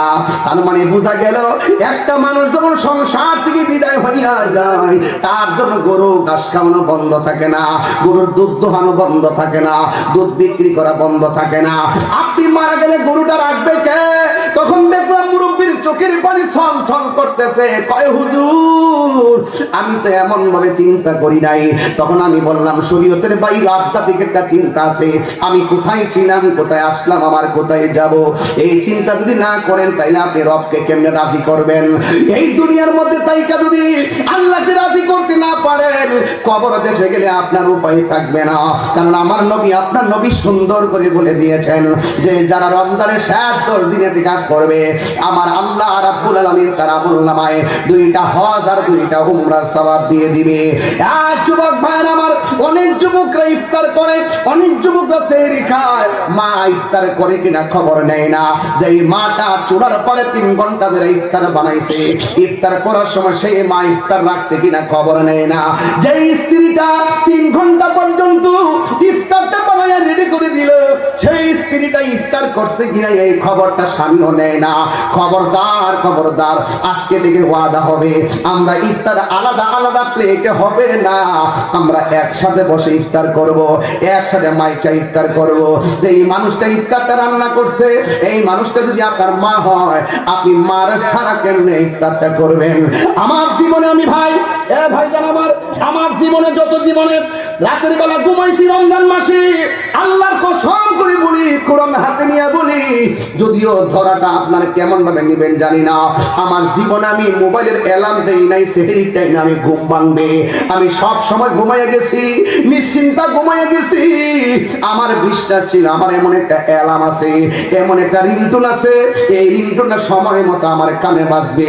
এই রিংটোনটা ছিল আমার মা দক্ষিণের মতো মাখা ডাক। কথা বলেন ঠিক কিনা? এই রমজান মাসটা অনেক মানুষ ওই ডাক আর কানে বাসে না, ওই ডাক আর শোনে না। ইফতারের সময় মার চেহারা আর মিলে না, সেই টাইমে মার মধুমাখা ডাক আর মিলে না। এই জন্য যুবক যাদের মা আছে এরা বড় সৌভাগ্যবান, যাদের মা কবরে এদের সেহরি ভাল লাগে না, এদের ইফতার ভাল লাগে না। গত 3-4 বছর আগে দেখলাম ব্রিজের গোড়ার মধ্যে আমি যে ঈদগায় নামাজ পড়াই, আমাদের গ্রামের কেন্দ্রে একটা ঈদগায়, সেখানে আমি নামাজ পড়াই। আমি দেখলাম একটা ছেলে হঠাৎ করে নতুন জামা পইরা চোখের পানি ফেলে কান্দে। আমি জিজ্ঞাসলাম, দোস্ত আজকে ঈদের দিন তুমি কেন কান্দ? আমারে ডাক দেখে, হুজুর আমি নতুন জামা পরছি, বেশ সুন্দর লাগতেছে, কুরবানির গোশত কিছুক্ষণ পরে জবাই কইরা গোশত বানাবো, বড় ভালো লাগবে, কিন্তু গত ঈদের দিন আমার আম্মাকে সালাম কইরা আমি ঈদগার মধ্যে আইছিলাম, এইবার ঈদের দিন আইছে আমার আম্মা কবরে শুয়ে গেছে, আমার নতুন জামা ভালো লাগে না, আমার গরু ভাল লাগে না, কুরবানিটা কেমন অশান্তি লাগে, আমার শান্তি লাগে না। যুবক আমি আমার বাপরে হারাইছি, বিশ্বাবুদের বারবার 2টা পোলারে আমার ডাইনে বসায় বামে বসায় বারবার মনে 5-6 বার বলছে আমার ছেলে। সন্তান নিয়ে বাবার স্বপ্ন অনেক বড় থাকে। এই বাপটা যার কবরে রমজানের ইফতার তার ভাল লাগে না, মাটা যার কবরে তার সেহরি ভাল লাগে না। আমার নবী আপনার নবী ডাক দিয়ে কই, উম্মত মা বাপ তোর জান্নাত, মা বাপ তোর জাহান্নাম। মা বাপ রাজি না করলে জীবন ধ্বংস হয়ে যাবে, মা বাপ রাজি করলে আমার আল্লাহ ওকে হয়ে যাবে। আমার রাসূল একদিন মিম্বারের মধ্যে বসার পরে বারবার বললেন আমিন আমিন। সাহাবায়ে কেরাম বললেন, নবী গো কেন বললেন আমিন? আমার রাসূল বলেন, এই মুহূর্তে জিবরাইল আলাইহিস সালাম এসে আমাকে বললেন, যারা রমজান মাসটা পাইয়া রমজানের মর্যাদা করলো না, যারা রমজান মাসটা পাইয়া রমজানের সম্মান করলো না, তাদের জীবন ধ্বংস হোক। আর একটা কথা বলছেন, যারা মা বাপ পাইয়া মা বাপের সম্মান করে বিদায় দিতে পারলো না, ওই মানুষটার জীবনটা ধ্বংস হোক। আমি তাহিরি ওয়াজ যদি 30 সেকেন্ডের জন্য ভালো লাগে থাকে, পায়ের মধ্যে হাত দিয়ে বলে দিয়ে যাব, মা বাপ যদি বাড়িতে থাকে আজকে রাইতে মা বাপের পায়ে দিয়ে মাপ চাইবেন। ও বাবা আপনি আমার বট গাছ, আপনি গেলে আমি রোদ্রে থাকতে পারতাম না, আপনি গেলে আমি থাকতে পারতাম না, বাবা যা বলছি যা কষ্ট দিয়েছি আমার মাফ করে দেন। ও আম্মা পায়ে দিয়ে বলি, ও আম্মা আমার তুমি মাফ করে দাও, আল্লাহর কসম করে বলি, মার দোয়া যদি লাগা যায় আল্লাহর কসম করে বলি, একটা রিকশাওয়ালা সন্তান আল্লাহর ওলি হয়ে যাবে। বাবা গো বাবা, বাবা গো বাবা, বাবা তুমি কেমন আছো ছোট মাটির ঘরে, তোমার কথারি দই মাঝে পড়ছে বারে বার। আমি বাপ হারাইছি তো আমি বুঝি বাপ হারা ব্যথা কত। যে এই মানুষটা বেঁচে থাকতে যতটা সিদ্ধান্ত আব্বা দিছে, একটা সিদ্ধান্ত ভুল হয় নাই। আর আব্বা চলে যাওয়ার পরে যে ডাইলটা ধরি সেই ডাইলটাই ভাঙিয়া পড়ি, বুদ্ধি নেওয়ার কোনো মানুষ পাই না। এই পৃথিবীতে সবাই স্বার্থে তোমাকে ভালোবাসবে, এই পৃথিবীতে নিঃস্বার্থে যে 2টা মানুষ আপনাকে ভালোবাসবে, এই 2টা মানুষের নাম হলো মা এবং বাবা। বাবা গো বাবা, বাবা গো বাবা, বাবা তুমি কেমন আছো ছোট মাটির ঘরে, তোমার কথারি দই মাঝে পড়ছে বারে বারে। বাবা তুমি কেমন আছো ছোট্ট মাটির ঘরে, তোমার কথারি দই মাঝে পড়ছে বারে বারে। বাবা গো বাবা, কত আদর কত স্নেহ তোমার কাছে পেলাম, সব কিছু হারিয়ে আজকে নিঃস্ব হয়ে গেলাম। দেখেন ভাই, এই মুহূর্তে প্রত্যেকটা চোখের পানি ছলছল করতেছে। কোথায় গেল তাদের হাসি? আমি বিশ্বাস করি প্রত্যেকটা পোলাপান তার মাকে ভালোবাসে। কত আদর কত স্নেহ তোমার কাছে পেলাম, সব কিছু হারিয়ে আজকে নিঃস্ব হয়ে গেলাম। কত আদর কত স্নেহ তোমার কাছে পেলাম, সব কিছু হারিয়ে আজকে নিঃস্ব হয়ে গেলাম। ভালোবাসি তোমায় বাবা, বুকটা যে যাইছি রে। ভালোবাসি তোমায় বাবা, বুকটা যে যাইছি রে। তোমার কথা হৃদয়ে মাঝে পড়ছে বারে বারে। বাবা গো বাবা, বাবা গো বাবা। একটা জবান বন্ধ রাখবেন না, জবানটা খুলে মা বাবার খেদমত দরকার আছে না নেই? এই দরবারের আশেপাশে গোরস্থান আছে? কোন দিকে বাবা? সামনে একটা গোরস্থান। এমন একটা গোরস্থানে আমার নবী একদিন গেছেন। আপনারা জবান খুলে কোন, এখানে যারা বসে আছে গোরস্থানে যারা শুয়ে আছে তারা কি এক জিনিস? ওয়ামা ইয়াসতাবিল আহইয়া ওয়াল আমওয়াত, যারা কবরে শুয়ে রয়েছে যারা জিন্দা আছে তারা এক না। ও বন্ধু, ইন্নাল্লাহা ইউসমিউ মান ইয়াশা, নিশ্চয়ই আল্লাহ যার ইচ্ছা করে কবরের আযাব দেখার ক্ষমতা দেয়। আমার নবীকে আল্লাহ ক্ষমতা দিয়েছেন বলেই আমার নবী একদিন গোরস্থানের মধ্যে গেলেন। আল্লাহু আকবার বলে কেন? আপনারা জবান খুলে বলেন, আমার নবী কবরের নিচে কি হয় দেখার ক্ষমতা আছে না নাই? আমার নবী যখন গোরস্থানে গেছে গো, যাওয়ার পরে আমার নবী একটা কবর দেখলেন। আমার নবী একটা মুচকি হাসি দিলেন। আর একটা কবর দেখলেন, আমার নবী একটা মুচকি হাসি দিলেন। আর একটা কবর দেখলেন, আমার নবী একটা মুচকি হাসি দিলেন। একদম 100 থেকে 99টা কবর দেখে নবী মুচকি হাসি দিলেন। আর একটা কবর যখন আমার নবী দেখছেন বাবা, ওই কবরটা দেখে নবী চোখের পানি জার জার করে ফেলে দিলেন। ডাক দিয়া কয়, ও আল্লাহ গো। সাহাবীরা কয়, নবী গো, আপনি হাসলে আমার বড় শান্তি লাগে, আপনি কাঁদলে আমার বড় মায়া লাগে। সাহাবারা যে নবীর কেমন ভালোবাসতো এটা সাহাবারা বুঝছে কেমনে ভালোবাসছে। যেই সাহাবীরা নবীর সঙ্গে ইফতার করেছে, যেই সাহাবীরা নবীর সঙ্গে জিহাদ করেছে, যেই সাহাবীরা নবীর সঙ্গে নামাজ পড়েছে, ওই সাহাবীদের মর্যাদা আছে না নাই? জন্ম আমার নবীর যুগে হলে কেমন হতো, জন্ম আমার নবীর যুগে হলে কেমন হতো।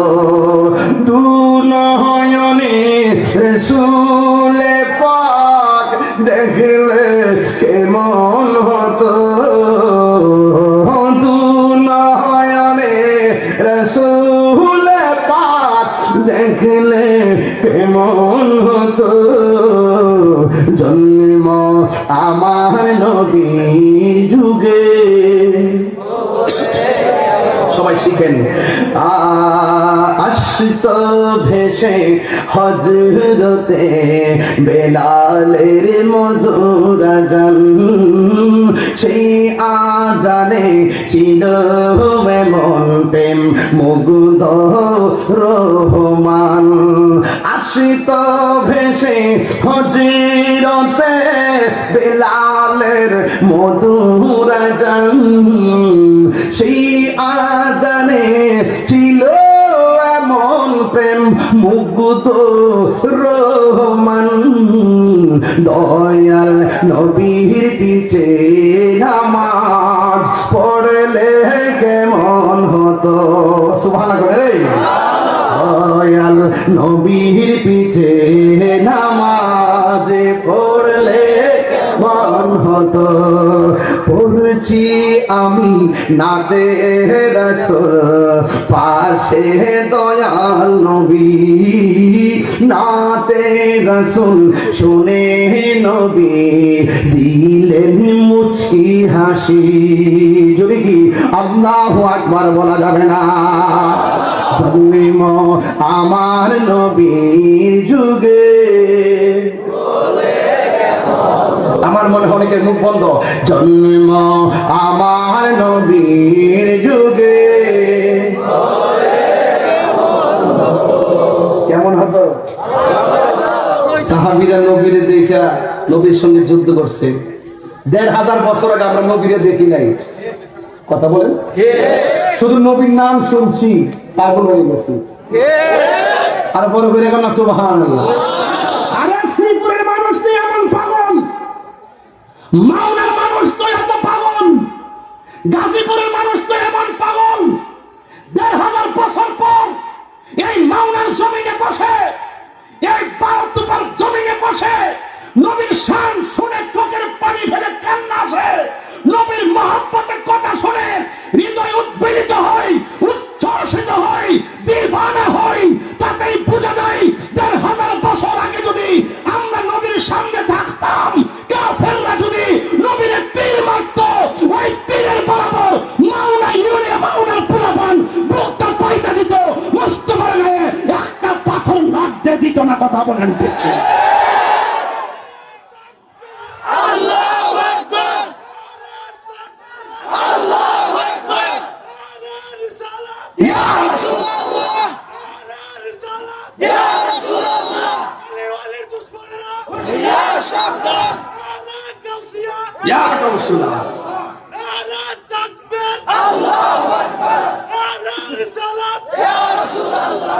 আল্লাহু আকবার আল্লাহু আকবার রাসূল বলছেন পৃথিবীতে এমন কিছু উম্মত এরা আসে না এরা আসবে এদের সম্মান আল্লাহ অনেক বাড়ায় দিবে তোমরা আমার দেখতে পাগল হয়েছে ওরা না দেখতে পাগল হয়ে যাবে আনতা মামা না হাবাবতা তুমি যাকে ভালোবাসবে রাসূল বলছেন তার সাথেই তোমার জান্নাত হবে তা আপনি আমাকে আমি তো ওয়াজের শুরুতে বলছিলাম আপনি আমাকে ভালোবাসবেন কণ্ঠ শুনে ভালোবাসবেন না আপনি আমাকে ভালোবাসবেন আমার চেহারা দেখে ভালোবাসবেন না আমার হুঙ্কার শুনে ভালোবাসবেন না আপনি আমাকে ভালোবাসবেন আমি আপনাকে ভালোবাসবো একজনের জন্য তিনি কে আল্লাহ ওয়াজাবাত মুহাব্বাতিল মুতাহাব্বিনা ফিয়া আল্লাহ বলেন ওই বান্দাকে মহব্বত করা আমার উপরে ওয়াজিব হয়ে যায় যেই বান্দাটা আরেক বান্দাকে আমি আল্লাহর জন্য ভালোবাসে আচ্ছা আল্লাহর জন্য ভালোবাসে এই বিষয়টা কেমন দোস্ত নামাজ পড়ছো আলহামদুলিল্লাহ লাইক ইউ ওকে এই যে সে নামাজ পড়ছে আপনি ভালোবাসি মূলত ইবাদতটা কার আল্লাহ এই যে এইভাবে রাসূলুল্লাহকে ভালোবাসে নাত রাসূল পড়ছি আপনারা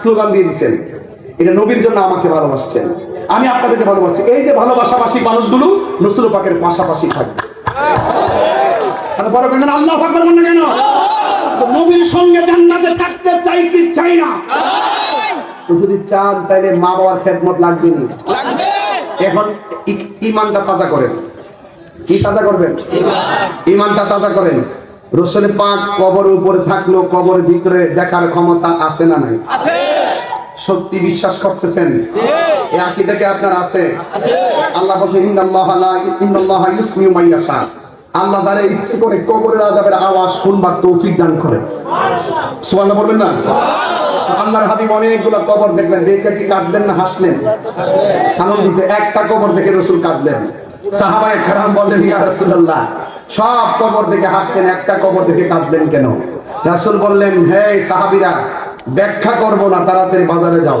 বাজারে গিয়ে এলান করে দাও এই গুরুস্থানে যত মানুষ শোয়াইছে তাদের পরিবাররা যেন প্রত্যেকের কবরের পারে এসে দাঁড়ায় যখন এলান করছে নতুন গুরুস্থান সবাই কবরের পারে দাঁড়াইছে আর সাহাবায়ে কেরাম চিন্তা হলো যে যেই কবরগুলো দেখে রাসূল হাসছেন এটা দরকার নাই যেটা দেখে কাঁদছেন এই কবরের পারে কে দাঁড়ায় এটা আমরা দেখব তো আল্লাহর হাবিব গুরুস্থানে গেলেন, সাহাবায়ে কেরাম গিয়ে অপেক্ষা করতেছেন যে ওই কবরটার পাশে কে আসে।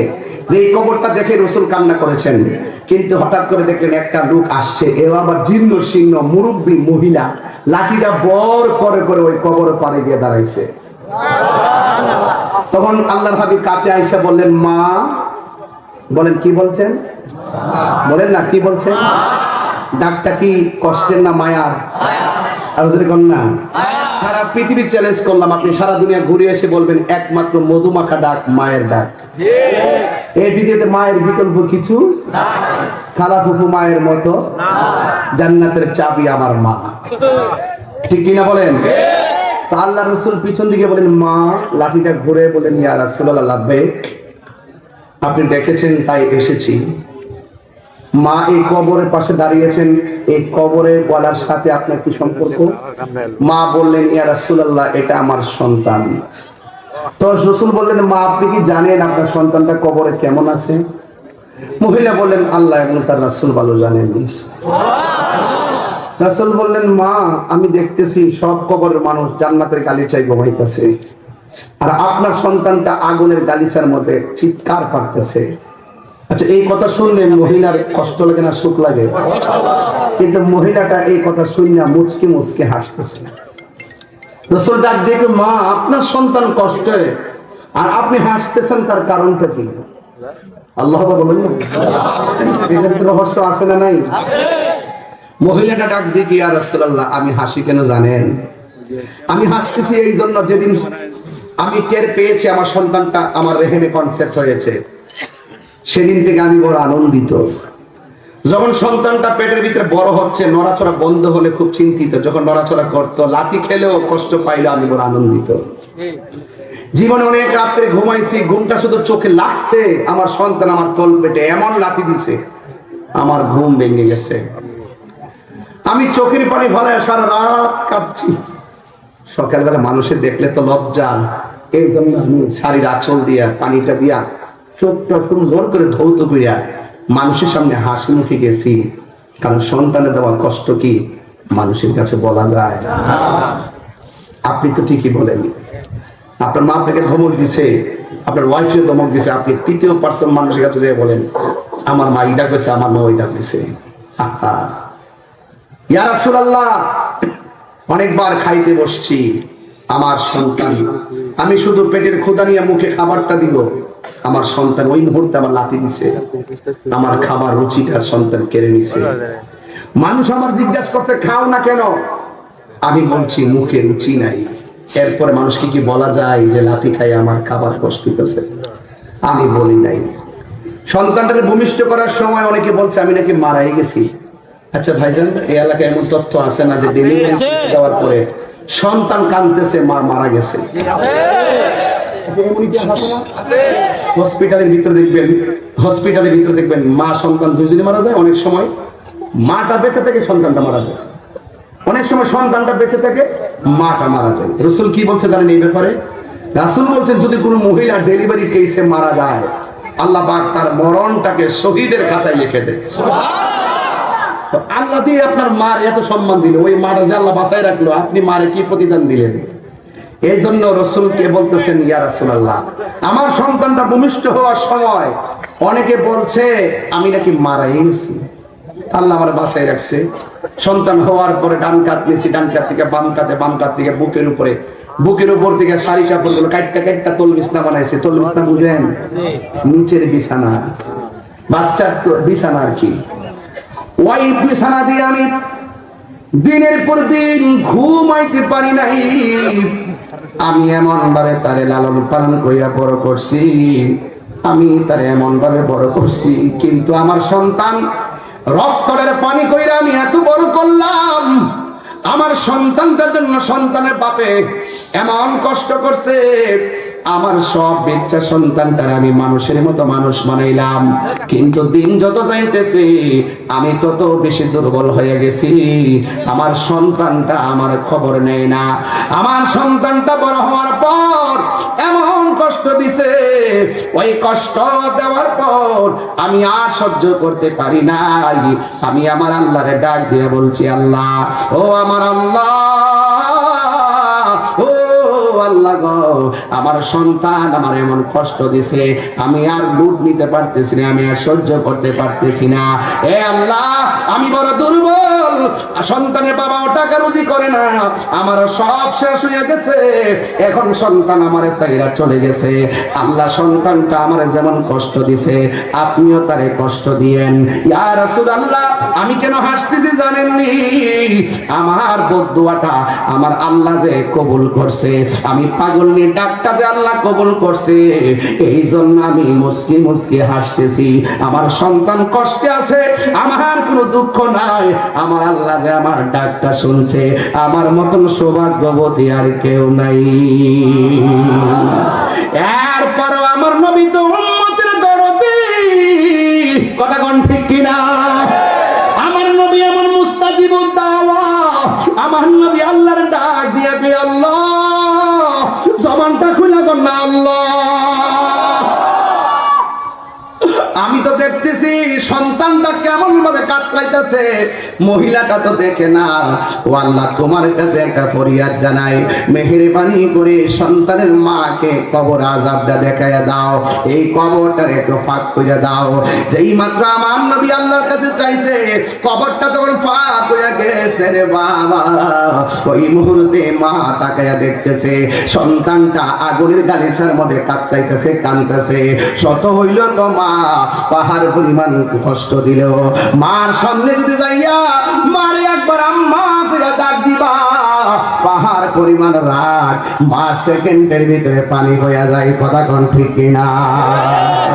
মায়ের একটা দুধের দাম কাটিয়া গায়ের চাম, পাপস বানাইল ঋণ সুদ হবে না, এমন দরদি ভবে কেউ হবে না আমার মা গো।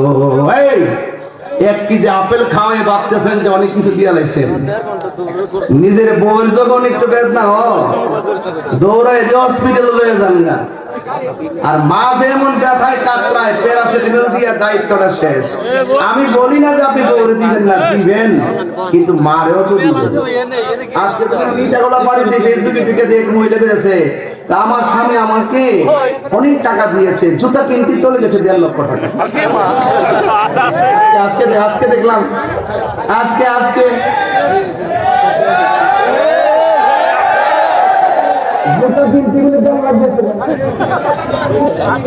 হ্যাঁ, বউ কোনদিন মাত্র না রইব আপন, বউ লাগে শাড়ি কাপড় একটা রে, ঈদের দিন দেখা যাবে, এবার দেখা যাইব।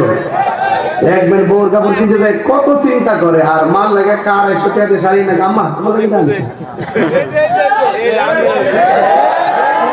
মা এই 200-250 টাকা শাড়ি পায়, পুত্রে এত টাকা খরচ করে কি দরকার ছিল? আর বউ শাড়িটা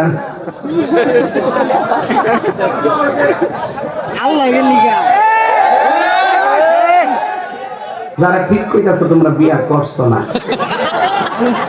এটা আমি বুঝতে পেরেছি। তুমি যখন বিয়ে করবা তুমি মনে করবে, শেষ পর্যন্ত তুমি করবা, তোমার তুমি কিনে নিয়ে আসছো।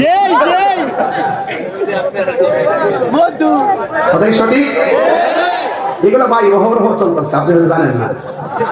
বাপের কাপড়টা কিন্তু মনতে হয় না, বাপে আগে পাঞ্জাবিরা নিজে নিজে হাত দিয়ে মোড় দিয়ে বালিশের নিচে রেখে স্টাইল করে, বালিশের নিচে রেখে ইজ্জত যান কয় না, আমার লাগবে আমার আছে। মা তো কি দরকার, তোমরা এখন পড়ার বয়স পড়ো, এরপর কি মারে না কিনে দিয়ে ভালো দেবো? আর তাই সুন্দর করে পড়ে, আর বউ সমস্যা হই, কারণ জামাইতে কিছু ঘুষ আছে। জামাইতে কি করবে, যখন যতদিন জামাই কাছে ক্ষমতাটা ছিল, শাড়ি কিনে 3000 টাকা দেয়, গড়ায় 6000 টাকা, গাড়ি কিনে কত গড়ায় এসে কয় কত। মহিলার একটা অভ্যাস আছে, জামা যদি কিনা যোগ দেবেন ফাঁসে মহিলার আবার দেখাই বলে, কথাই সঠিক? দেখেন বলে যদি শাড়ির দাম 6000 টাকা, মহিলার দাম লাগাই দিয়ে দেবে একটু, তো তুতার লোক আমার জামা দিলে আর 3 মাস হয় না, 2000 টাকা দিয়ে দাও তো ঈদের রাত ঠিক আইছে আমার না সাইজ যাইছে আর ঈদের রাত বুঝলেন না সানরাইজ আইছে গোর মনটা বেজার তুমি বেজার কি লিখা তো তুমি কেমনে ফাললা আমাকে মিছা কথাটা কইছা তখন জামাই তো ঠিক আছে আমি তুমি সাথে বলছি সামনে ঈদ থেকে তুমি কিনো মনে মনে করে ঈদ তো চাইছি আমি শুনেন এগুলো আমি সব বুঝি কিন্তু ঠিক আছে কোনদিন মাত্র নার নয় বাফন ও আবলুসন আবলুসন মানে আবুল হোসেন আবুল হোসেন আবার আমাকে রাগ করবে আবুল হোসেন কোনদিন মাত্র নার নয় বাফন বউ তোরে ভালোবাসিব আমরা বাধা শুনতে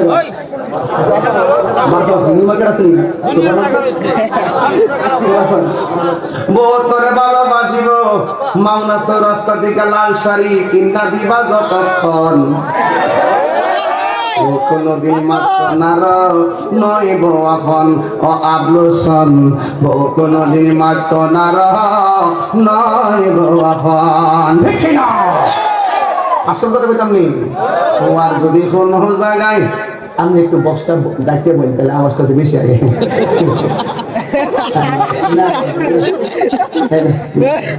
ও আর যদি কোনো জায়গায় আপদ বিপদ হয় বউয়ের আগে মা জানই কথা মিশা নয়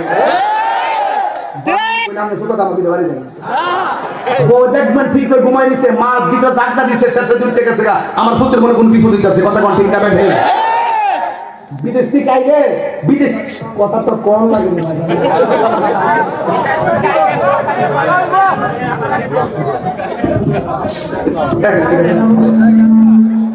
শুনেন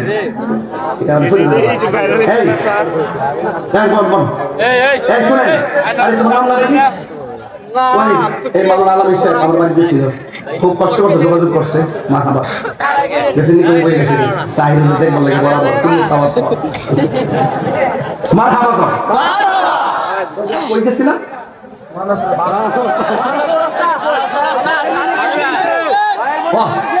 বুঝে গেছি মনেছে পোয়ার যদি কোনো জায়গায় আপদ বিপদ হয় বিদেশ থেকে আইলে পয়সা বিদেশ থেকে আইলে বৌসা হাতের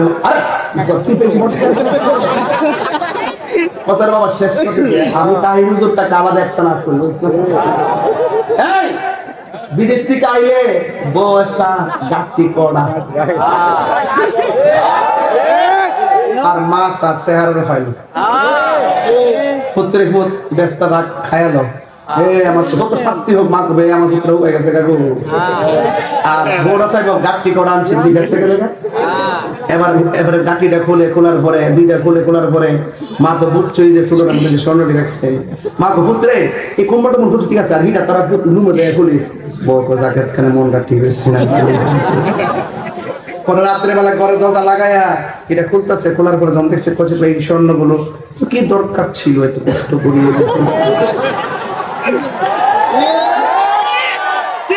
বিশ্বাস করেন বহুত অভিযোগ আছে আমার বাবার বিরুদ্ধে পাশের বাড়ি মহিলা গিয়া ওই শাশুড়ির কপি গো আমরা ঘুরতে বলে বউ মান লাগে বলে 5 ভরি স্বর্ণ আনছে মা কো আমি তো শুনছি না তখন মা যায় বড় কপিটা গো আমার পুতুল তোমার লাগে 5 ভরি স্বর্ণ আনছে আমার পুতুল কিটা কইলে নিলাম বলে আগে আমি যদি জানতাম আমি শুনবার আগে পাশের বাড়ির মহিলা শুনে আমার পুতুল আমার কইতো বা তুমি কইতা আমি সারা রাত বাইরে সজাগ থেকে স্বর্ণ দিয়ে ভাড়া দিলাম বলে আমার তোমরা কইছা স্বর্ণ ভিন্দার সময় তো স্বর্ণ কিনছি না এখন পড়বো শুনেন সংসারে এমনি অশান্তি লাগে না এবার তিলে তিলে তিলে তিলে সন্তানের বউয়ের যে এই যে লাইনটা এমনি ঘোরায় ঘোরায় ওই জামাই মিয়া বউনি বাজার হয়ে যায় মার কিছু দিলে এইগুলো করতে করতে না প্রথম দিকে বলবে যাই আমার মারা দাও আমার যাই কবেন আম্মা তোমার হাতে দাও মার বুঝ দিবে বউরে বুঝ দিবে মার জন্য বউরে কষ্ট দন যাইতো না বউর লাগে মারে কষ্ট দন যাইতো না আরেকটা কথা আমার কই শাশুড়ি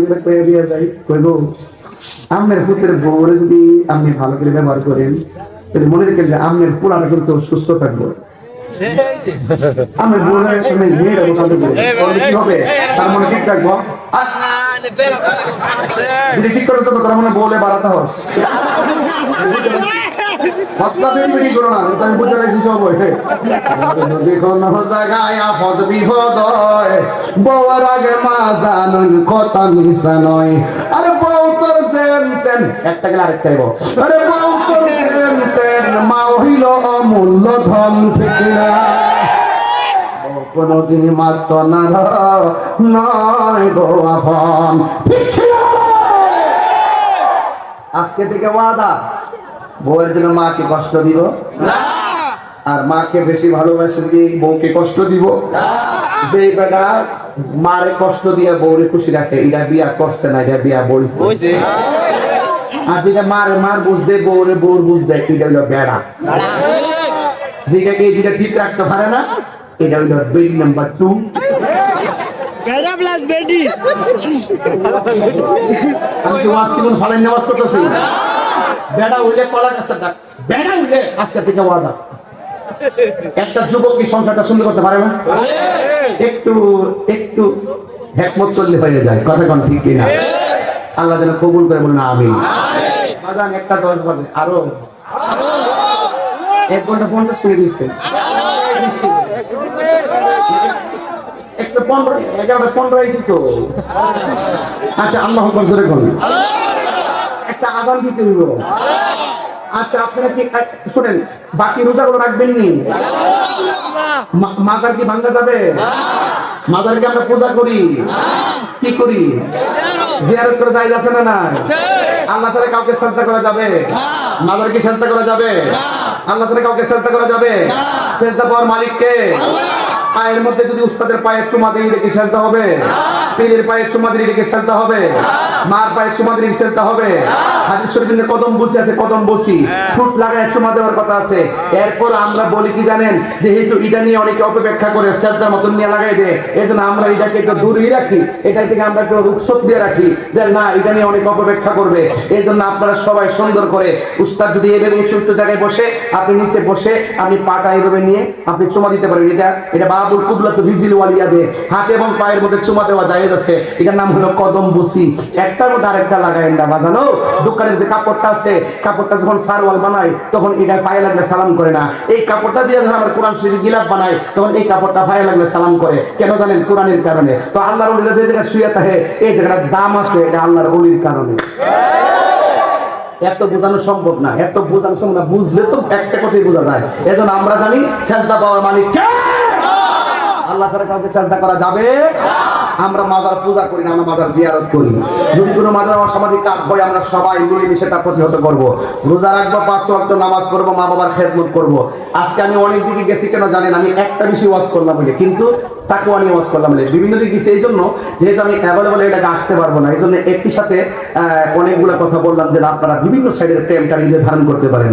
আজকে দেখেন, আমি এতক্ষণ কথা বললাম, কোনো মানুষ নড়াচড়া করেন নাই। এটা কিন্তু ধৈর্য। আমি আগে বলছিলাম যে আপনাদের ধৈর্য চাই। এই যে একটি ধৈর্যের উপস্থাপনা করলেন, আমি আপনাদেরকে ভুলবো না, আপনাদের অনেক মনে রাখবো। তবে একটা কথা, আমি আজান দিব, শর্ত আছে 2টা। কয়টা? 2টা। এক নম্বর শর্ত, আপনি গাঞ্জা খেতে পারবেন না।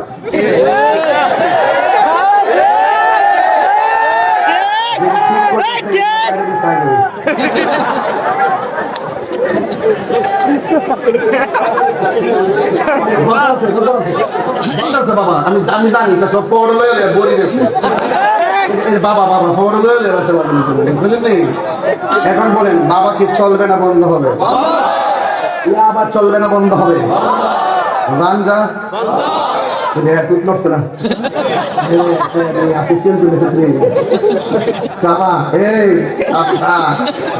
বাবা চলবে না? শুনে না। আরে বাবা, খাইলে গতকাল খাইলে, আজকে আওয়ার সময় কিন্তু অনেকে বাবা খাইয়ে বসছে। খাইয়েছেন আমার কথা না, খাইয়ে দিয়েছেন। অনেকে কিছু থেকে বাইর করতে পারবেন? তখন তওবা করবেন যে আল্লাহ যা খাইছি আজকে তওবা করি তাই নিজের সামনে। তোমার কাছে তওবা করে আল্লাহ জীবনে আর নেশা করব না। তো এটা কি গুনাহ মাফ না? তো অসুবিধা কি? আপনি খাইছেন সম্মান কি? একটা লোক হাত তুলে বলতে আমি গান খাইতাম, মার খাইতাম না। ওই একটা হাত করছে, ও না মোবাইল এখন আসলাম আমি হোক জানতে নাম করে দিন করে দিচ্ছি নেশা কি চলবে না বন্ধ হবে আরো জোরে আগুন কত কম নারী কেমন শিখালে সেই তো তাহলে আওয়াজ কোন আওয়াজ পেরে কোন জিকির হবে না আজকে ইনশাআল্লাহ আমার কওমি ভাইরা আজকে অনেক আইছে মোবাইল লয়ে কইরেছে ভিডিও করে নিয়ে ছাড়তো পরে আমারে বড় বাসটা দিত বাবা এই দেশ হয়ে আমি নাই আমি এখন অনেক বুঝ জ্বালাইছি ঠিক আছে তাইলে এখন বলবেন বন্ধ এই বড় এই বন্ধ নেশা বন্ধ নেশা বন্ধ নেশা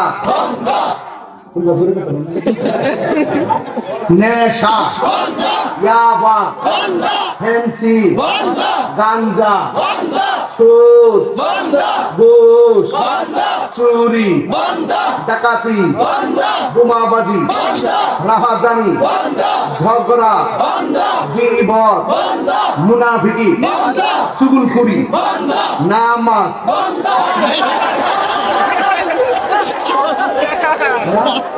ও হিসাব মতো কইছে ঝুঁকে কইছে না ঝুঁকে কইলে মাফ মাফ মাফ কথা কোন ঠিক না রে ভাই এবার বলবেন চলবে চলবে নামাজ রোজা হজ যাকাত ইবাদত মহব্বত সোহবত খেদমত ভালো কথা ন্যায্য কথা উচিত কথা সুদ চলবে তাহলে বুঝে আপনার খুব অ্যালার্ট আছেন ইনশাআল্লাহ করেন ইনশাআল্লাহ আজকে থেকে হালালকে হা বলবো হালালকে আর হারামকে বাস রাজি এই একটা জিনিস বললাম যে আপনারা নেশা করবেন না 2 নম্বর হলো আমি যে আযানটা দিব নামাজ কিন্তু ছাড়বেন না রাজি আছেন নামাজ পড়বেন তো ইনশাআল্লাহ তাইলে আমি আযান দিচ্ছি কেউ উঠবেন না কেউ উঠবে সবাই দোয়া আমার পর মনে বক্তা আছে নাই আছে আচ্ছা কি আনতে হবে তাইলে আযান দিচ্ছি ইনশাআল্লাহ দেন আজান যুগিটা পরে হবে আযানটা দিয়ে দিই হ্যালো এই মাইক আজকে মাইকটা অনেক ভালো পড়ছে প্রশংসা করলাম মাইকের মালিক বুলবুল খুশি মাইক বানাইছে মালিকই খুশি এই নবীরে ভালোবাসলে আল্লাহ খুশি এই বুঝেন না আপনারা বুঝেন না কি বুঝেন না কি অসুবিধা নেই হ্যালো এই তুমি আরেকটু করে রিপিট দাও তো 1 2 3 হ্যালো একটু পরে হয় একটু আগে দাও যেন পরে না হয় হ্যালো হ্যালো পরে হয় বাবা হ্যালো হ্যালো আচ্ছা বুঝছি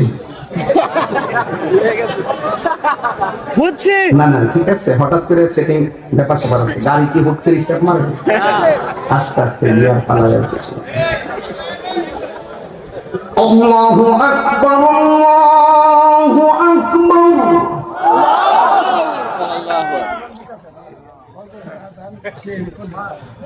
আল্লাহু আকবার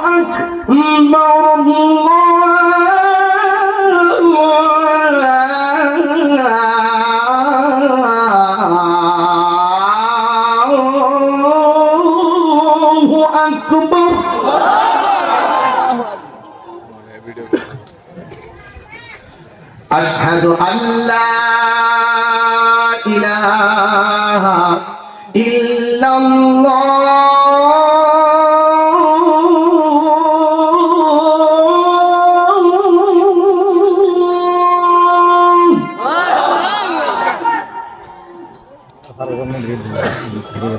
أشهد أن لا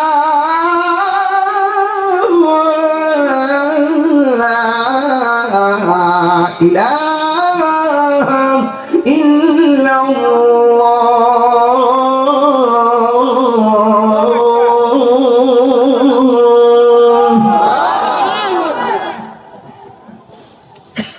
أشهد أن محمدا رسول الله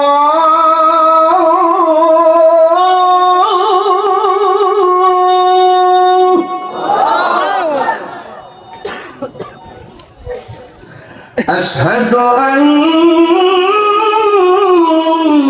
محمدا رسول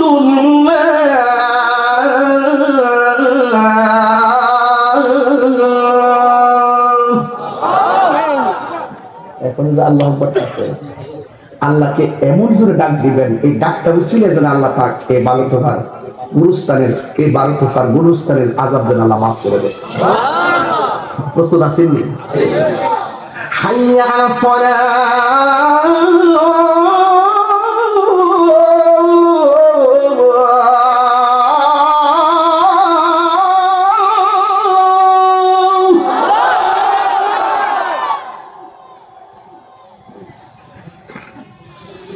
حي على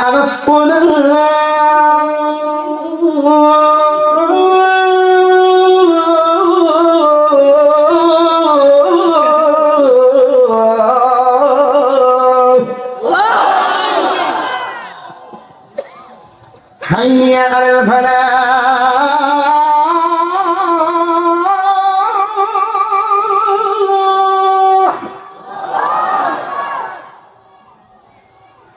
حي على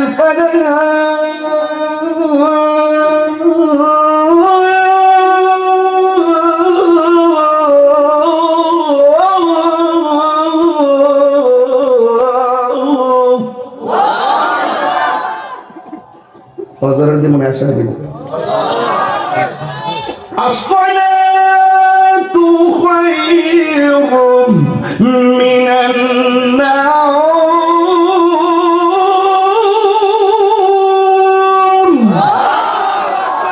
আসসালাতু খায়রুম মিনান নাওম আল্লাহু আকবার আল্লাহু আকবার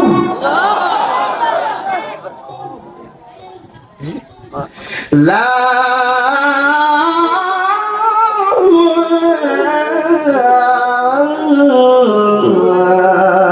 ইলাহা ইল্লাল্লাহ।